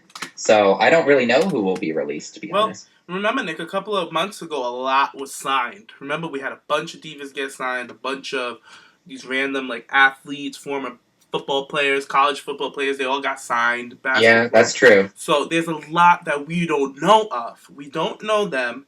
We've never seen them. They're very, like, they're in the background a lot. And a lot of them come out, they play, like, the security on Raw. They'll play, like, the security, breaking up a confrontation on NXT or something. They're always in the backstage. And they're kind of, like, there's this one guy, the tall one with the afro. I know he debuted one time in NXT, and he was, like, in a random tag team match. Because, you know, NXT has a bunch of random tag teams down there. So I can just to kind of show off the talent that they have. That's all they are. They're just there for a base. So I feel like a lot of them are going to be cut off. I wouldn't be too worried about the people that are established, like a Dana Brooks or, like, a Dev Taylor. I think Dev Taylor is going to be okay because they have it with the Dana Brooks thing. Do you think any of the current NXT divas that haven't debuted yet should be worried at all? Like, I'm just trying to think of some of them, like Jasmine. Like, yeah, Jasmine or Gianni or is there anybody else there? Like, well, I would be worried about Zara a little bit, but I think she's fine. Who her boo is. I think Gianni, whatever her name, Gianna. I don't know. Or Gianna. I don't know what the fuck her name is. I think she'll be okay because a lot of people say that she's picking up. You know, Nina Jack is coming up. I think it's going to be a lot of the ones that we don't really know of because, like, not all of them are announced. We don't know all of them down there. Like, they picking up the 2 Australian chicks. I think that, I don't know. I think they're fine. They just both got 2 new names, and they've been working a lot of the NXT taping, so I feel like they're okay. So, I don't know. I feel like maybe we'll be okay for the divas. Like, I feel like maybe they're just going to trim the fat for some of the male superstars. Yeah, definitely, because they have a lot sitting back there that just not doing anything. Like, remember the one I sent you a picture of today? Or was it yesterday? I was like, this is my NXT bae. I think his name is Alex Woods. He's very hot. The one with the I forget him. Well, yeah, you know, he hasn't done much. And then you have the other one, you know, the model one that everybody was like, oh, yeah, Hugo Knox, I think his name. Like, where is he? Like, he's not. Well, he was injured, I guess. That was his issue.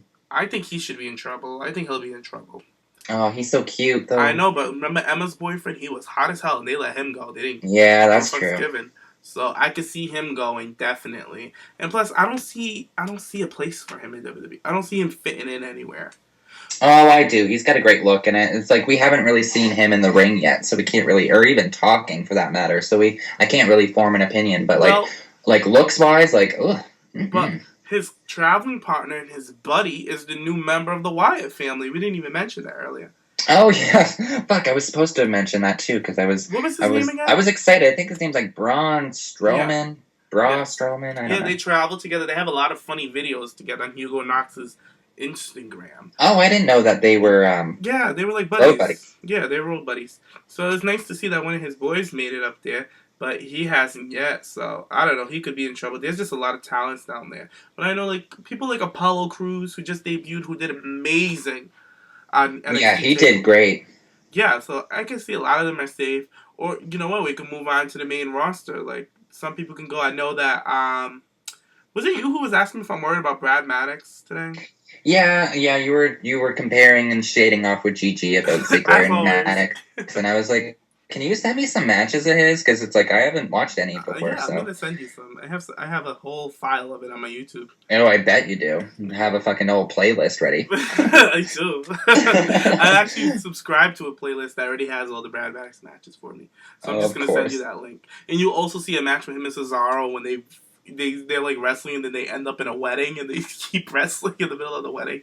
What? Yeah, it's hilarious. But you'll just get to see some of, it's not like, well, I'm not going to tell you you're going to come see like 5-star matches because, it's like his earlier days. But like, you'll see the potential. You'll definitely see his potential. But well, I hope so. But yeah, let's move on to our last topic of the night. It's been, like I mentioned earlier, Nikki Bella is coming up on her, like, how many days is it that she needs to? I think she has 20 days left. 22 Okay. days. So yeah, James, what's been going on? Apparently, Cena made a comment about keeping her title reign. Well, this is what that long, or stopping plans for another diva to take it, or what's going on? Let me give you the tea. This is what the rumors are. The rumors are that WWE had a whole plan for the Divas Revolution. When they came in, they wanted Sasha, Becky Lynch, and Charlotte to come in and just literally dominate the whole division. Basically, there was not going to be no groups. They're just going to have the Divas singly come in every week and dominate somebody. Like 1 week, Charlotte came in, dominated. And then the next week, you'll have a Sasha match, watch her dominate Becky Lynch, and so forth, whatever. And then kind of build them up into the title picture. And one of them to end up taking the belt off of Nikki at SummerSlam. But word on the street is that John Cena, Nikki Bella did not want to lose her title yet. She wanted to be the longest reigning Divas champion, blah, blah, blah, blah. I can see that point. That I can see, and I can't really fault her, because if you have the belt, you're going to want to keep it as long as you can. So I can't really fault Nikki on that. But the rumor is that John Cena went to Vince McMahon and pleaded Nikki Bella's case, saying that she should be the one to hold the title reign. She's been here for the longest. She's put in the work. She's the star of Total Divas. She helped pilot that Total Divas show. She's improved in manners. Well, I can't even speak. She's improved. And that they should keep the belt on her and not give it to somebody like Sasha or Charlotte right away. I could see that. Like, I didn't want the belt to go to them right away. But for Cena to put the hold right off the bat and be the one to call the shots because his girlfriend doesn't want to lose the belt seems a bit off-colored for me. What do you feel about this, Nikki? Do you believe it? Do you need receipts? Because I feel like I need receipts to believe it. I need receipts for it because I'm getting that type of feel. Remember when Michelle and Undertaker were still working under the company and Michelle was getting the championship and a lot of push and they were like, oh, well, Undertaker backstage is pulling all the shots, and that's why she's there, and this and that. So Michelle McCool delivers, though. That's the thing. That's why I didn't believe that shit. Right, Michelle McCool delivered, and Nikki Bella. Yeah, there's the difference there. Yeah, but right. I don't know. I can kind of see it, to be honest. But if that's the case, that is just like that's frustrating. If you're using your significant other to further yourself in the company and make other divas not have their opportunities, that's bullshit. Like, at the end of the day, I've always kind of felt that about the Bella Twins, that they're not much of a team player for the Divas division. They're all about the Bella Twins themselves and what's going on with them. So, I mean, I could see it, but at the same time, I still need my receipts before I start chirping. Right. But that's what's been going on with Cena stuff. Don't necessarily say that we believe it, guys. I don't know if I believe it. Nikki said that he doesn't believe it. So basically, at this point, it is what it is. Whatever you think it is.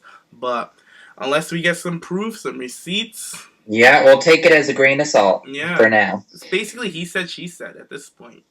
So if some other stuff starts coming out about it, though, we'll have to sit Cena down and have a little conversation. That river will be warming up lovely for Cena. He'll be joining in our new inductee.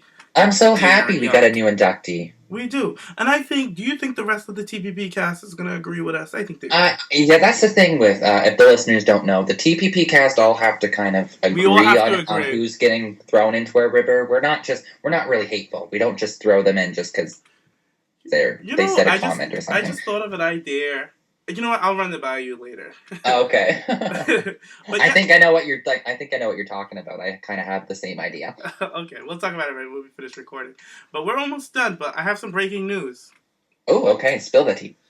Apparently, a superstar in the WWE just changed his Twitter handler, It was Wade Barrett. Wade Barrett changed his Twitter handler back to Stu Barrett. And I guess they wrote him off television on Monday Night Raw with Stardust attacking him. And he's flying over back home. But I know that Tom was in the group saying that he's been released. He left WWE. That's not necessarily true because I just read that he's going to be off filming a WWE movie really soon. So it's kind of strange that he changed his Twitter handler to his real name. So I don't know what's going on with that. Did you hear anything about this, Nikki, recently? Yeah, I just read that in the chat real quick. I think it's a movie thing, to be honest. He's been filming a lot of movies. He was on Renee Young's Unfiltered a couple of weeks ago talking about him kind of branching into the movie business. And he said, like, he's not done with WWE. He has a lot of things he still wants to accomplish, but he's just kind of taking his time and enjoying being an actor. Like, he loves playing a bad guy. So and he plays a damn good one. I think now is, sorry to cut you off, but I think now is the perfect time to kind of cut Barrett off of TV because he's been dry. Like, he hasn't been doing anything and he's been jobbing. Poor Barrett has been jobbing to R-Truth for the past couple months, putting over Neville, putting over the Stardust Stephen Amell type of thing. So I feel like it's perfect time to take him off because he's such a good talent and bring him back when he's ready. Maybe repackage him with a better gimmick. Who knows? But I don't think he's gone from WWE. They dropped the ball with Barrett years ago, and Jericho and Edge and Christian will tell you all day. If you listen back to Edge on Talk is Jericho a couple of months back, I think it was like a year ago, they talked about, remember when they had that whole tag team match with Nexus versus Cena, Edge, and Jericho? Oh, yeah, right. And they said that NXT should go, the whole NXT Nexus. They said that Nexus should have went over, and Bray Wyatt was like the hottest, not Bray Wyatt, Wade Barrett was the hottest heel at the time, and Cena still wanted to go over because he was so, like, into himself at the time. I think he still is. But yeah, he's still the same. They dropped the ball with Wade Barrett years ago, and now they have him in irrelevant storylines, no direction at all. So it's a good time, like you said, Nick, for him to step aside, go work on your movies, because he's a great bad guy. He plays a great bad guy. He's such a good character, too. Like, he's so good on the mic. He's got a great look. He changed his body completely after his last surgery, Like, he's really just kind of morphing himself into a superstar that WWE could really utilize and make a champion. Like, I'd rather have him. I know he's been IC champion like 4 or 5 times because to keep dropping the ball on him, but I think he would be a better representation than Rybaur. Like, I'm sorry, not here for it. Rye, give me back my money. I know. Oh. Not happening. But yeah, that's it for our show. That's all our topics. Lots of juice to be talking about this week, but I was happy that you were on here with me chatting about it. I'm happy to be here, and I'm happy that the listeners are here as well. Yes, thank you all for listening so much, and yeah, just really appreciate it. Give a thumbs up, give a like if you like it. Just subscribe, do everything.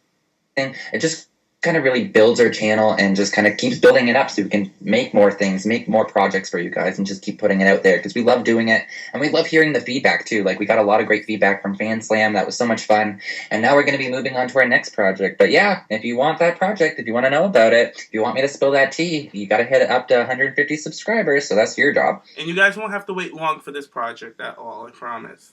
Oh, no. It will be wrapped up pretty good. It'll be wrapped up really good. And also, I want to make a quick little mention that we have a new fantasy booking that's going to be coming out really, really soon. And Sam finally completed his fantasy booking. And I don't really want to give you guys what it's about. I want to surprise them. So you'll see what it is. Yeah, because I really don't even know what it's about. Like, he's been keeping that secretive. Really shut. Like, good lord. Bits and pieces of it. And also, I just want to make a quick little mention. I know we mentioned, you guys, that we're going to be having Gigi on the show, but we're going to have Tom. Tom's going to explain to you guys what's been going on with the whole Gigi show, with the whole Gigi interview. I'm sorry. It feels like a show with all we've been dealing with. Really nice. But, yeah, so Tom's going to come in and he's going to address you guys and let you guys know what happened with the Gigi thing and when you guys are going to get it. So, well, you guys just gotta stay tuned for that one. Trust me, it's coming. It's coming. Yeah, I know you guys have been talking about it, and I know you guys are impatient, but just keep your patience there, settle your tea kettle, and just go back and listen to some of our other stuff while you're waiting. Yeah, go listen to Little Chelsea. cheap plugs there, so I'll have a whole bunch of links in the description. Definitely will be a link to Fan Slam if you still haven't checked that out yet. Definitely go check it out. Vanessa, props for Vanessa, girl. I Like, know. the voice of TPP, Fan Slam, like, she was so shady, so funny. You guys making me sound like a drunk mess on that show. It was hilarious. I just thought it was such a fun show. Isn't So it definitely funny? go back, go in our description. Even there will be little pop-ups here and there, and just go watch that, support it, Nick, because it was a lot of fun. And if you like stuff like that, we'll be putting out a couple things more. What? Nick, isn't it funny? You know how reality shows are so edited, like heavily edited? Isn't it funny how I edited how you were drunk and you had You know no what? idea? That's my karma. That is my karma for going at Kelly about Wags last week. Oh, speaking of Kelly, she's going to be on Stone Cold's podcast today. I don't know when Oh, that's gonna yes. be We'll released. be talking about that on our next show. So Is it going to be released tonight? I think it was already out today. Oh, is it? Because I've been checking all day at work and I couldn't find anything. Oh, damn. Well, I seen a tweet about it before we started about Stone Cold being like, yeah, Kelly's on Stone Cold podcast today, blah, blah, blah. So I think she was recording it today. Oh, maybe. Yeah, because that's what it is. Because remember when the Melina thing, when Jim Ross said that Melina's going to be on and it didn't come out for a while? Oh, it didn't come out for like 3 months or so, I but I know. think since Wags is just really hot right now, well, people think it may be hot. It's a hot mess, in my opinion. But if that's been going on right now, We'll talk about Wags in the next show for sure. no, I think he may put out the Kelly interview quicker. Who knows, though? I hope so. I really, really hope so. But yeah, Me too. Fan Slam was fun. So that's what you get. If I covered it at Kelly, I was like, let me get this bitch together. Because you guys were talking about taking shots and stuff, so I told Nessa. And then when I heard when you sent in your little clip, and you were like, oh, sorry I'm late, because me and Nessa you were talking about how you and Sammy were in the back taking shots. So I was like, oh, Nessa, Oh my god, and I actually sounded a little like, Yeah. I sounded a little like messy and a little buzzed. I was like, I am good to go. And it there was a big pause before I started to, and Ness was like, Nick, are you there? And I'm like, She's like, hello. please don't tell me he's drunk. But if anybody don't know, Nessa's my cousin, so she's always around. She's like our honorary member. So she's always around. She's always down to do stuff for us. And we have so many plans for Nessa. So you guys should go follow Nessa on Twitter. It's at Broken Vanity. So go follow Nessa. She's fun. And she is shady. And don't come for her because she will come for you. She will snatch your weave out, girl. She is a shady little girl. But she was heavily scripted on her show. But she said some things that were a little off color, like the Brad Maddox part. I was just like, this fucking bitch. She surprised me with that one. Oh my god! But Nessa's a good sport, so she'll be around for a couple more of the projects. But yeah, Nick, where can they follow you? If you want to follow me on Twitter or Instagram, you can find me on Twitter at Nick Aiken WWE and on Instagram at Prince PipeBomb, Tumblr Prince PipeBomb. And yeah, I just want to thank the listeners, give them a big thank you again for everything. It's been a lot of fun. And you guys can follow me at Jimmy James, JAYMES. And don't forget to subscribe, favorite, and comment. You know we'll be in the comments, commenting, chatting it up with you guys. So keep it coming. Yes, I love talking to the listeners in the comments. I know. They're Oh, so I want fun. to give a shout out. I want to give a shout out to LB Clash of Kings. He's been a supporter since From day one, Day one. really. and he's awesome. He left us a really, really sweet comment on the Fan Slam video. So I just want to give him a quick little shout out. I don't know. It meant a lot. So it's nice to see when our listeners see the direction and the growth. I don't know. It meant a lot to me. So shout out to him. Yes, definitely. Yeah, I love that comment. It was so sweet. All right. Yeah. Well, guys, have a good But night. yeah, that's the end of the show. So everybody enjoy it. Enjoy the rest of your week. And stay tuned because there'll be some more stuff coming out from TPP. Toodaloo. All right, bye. Bye.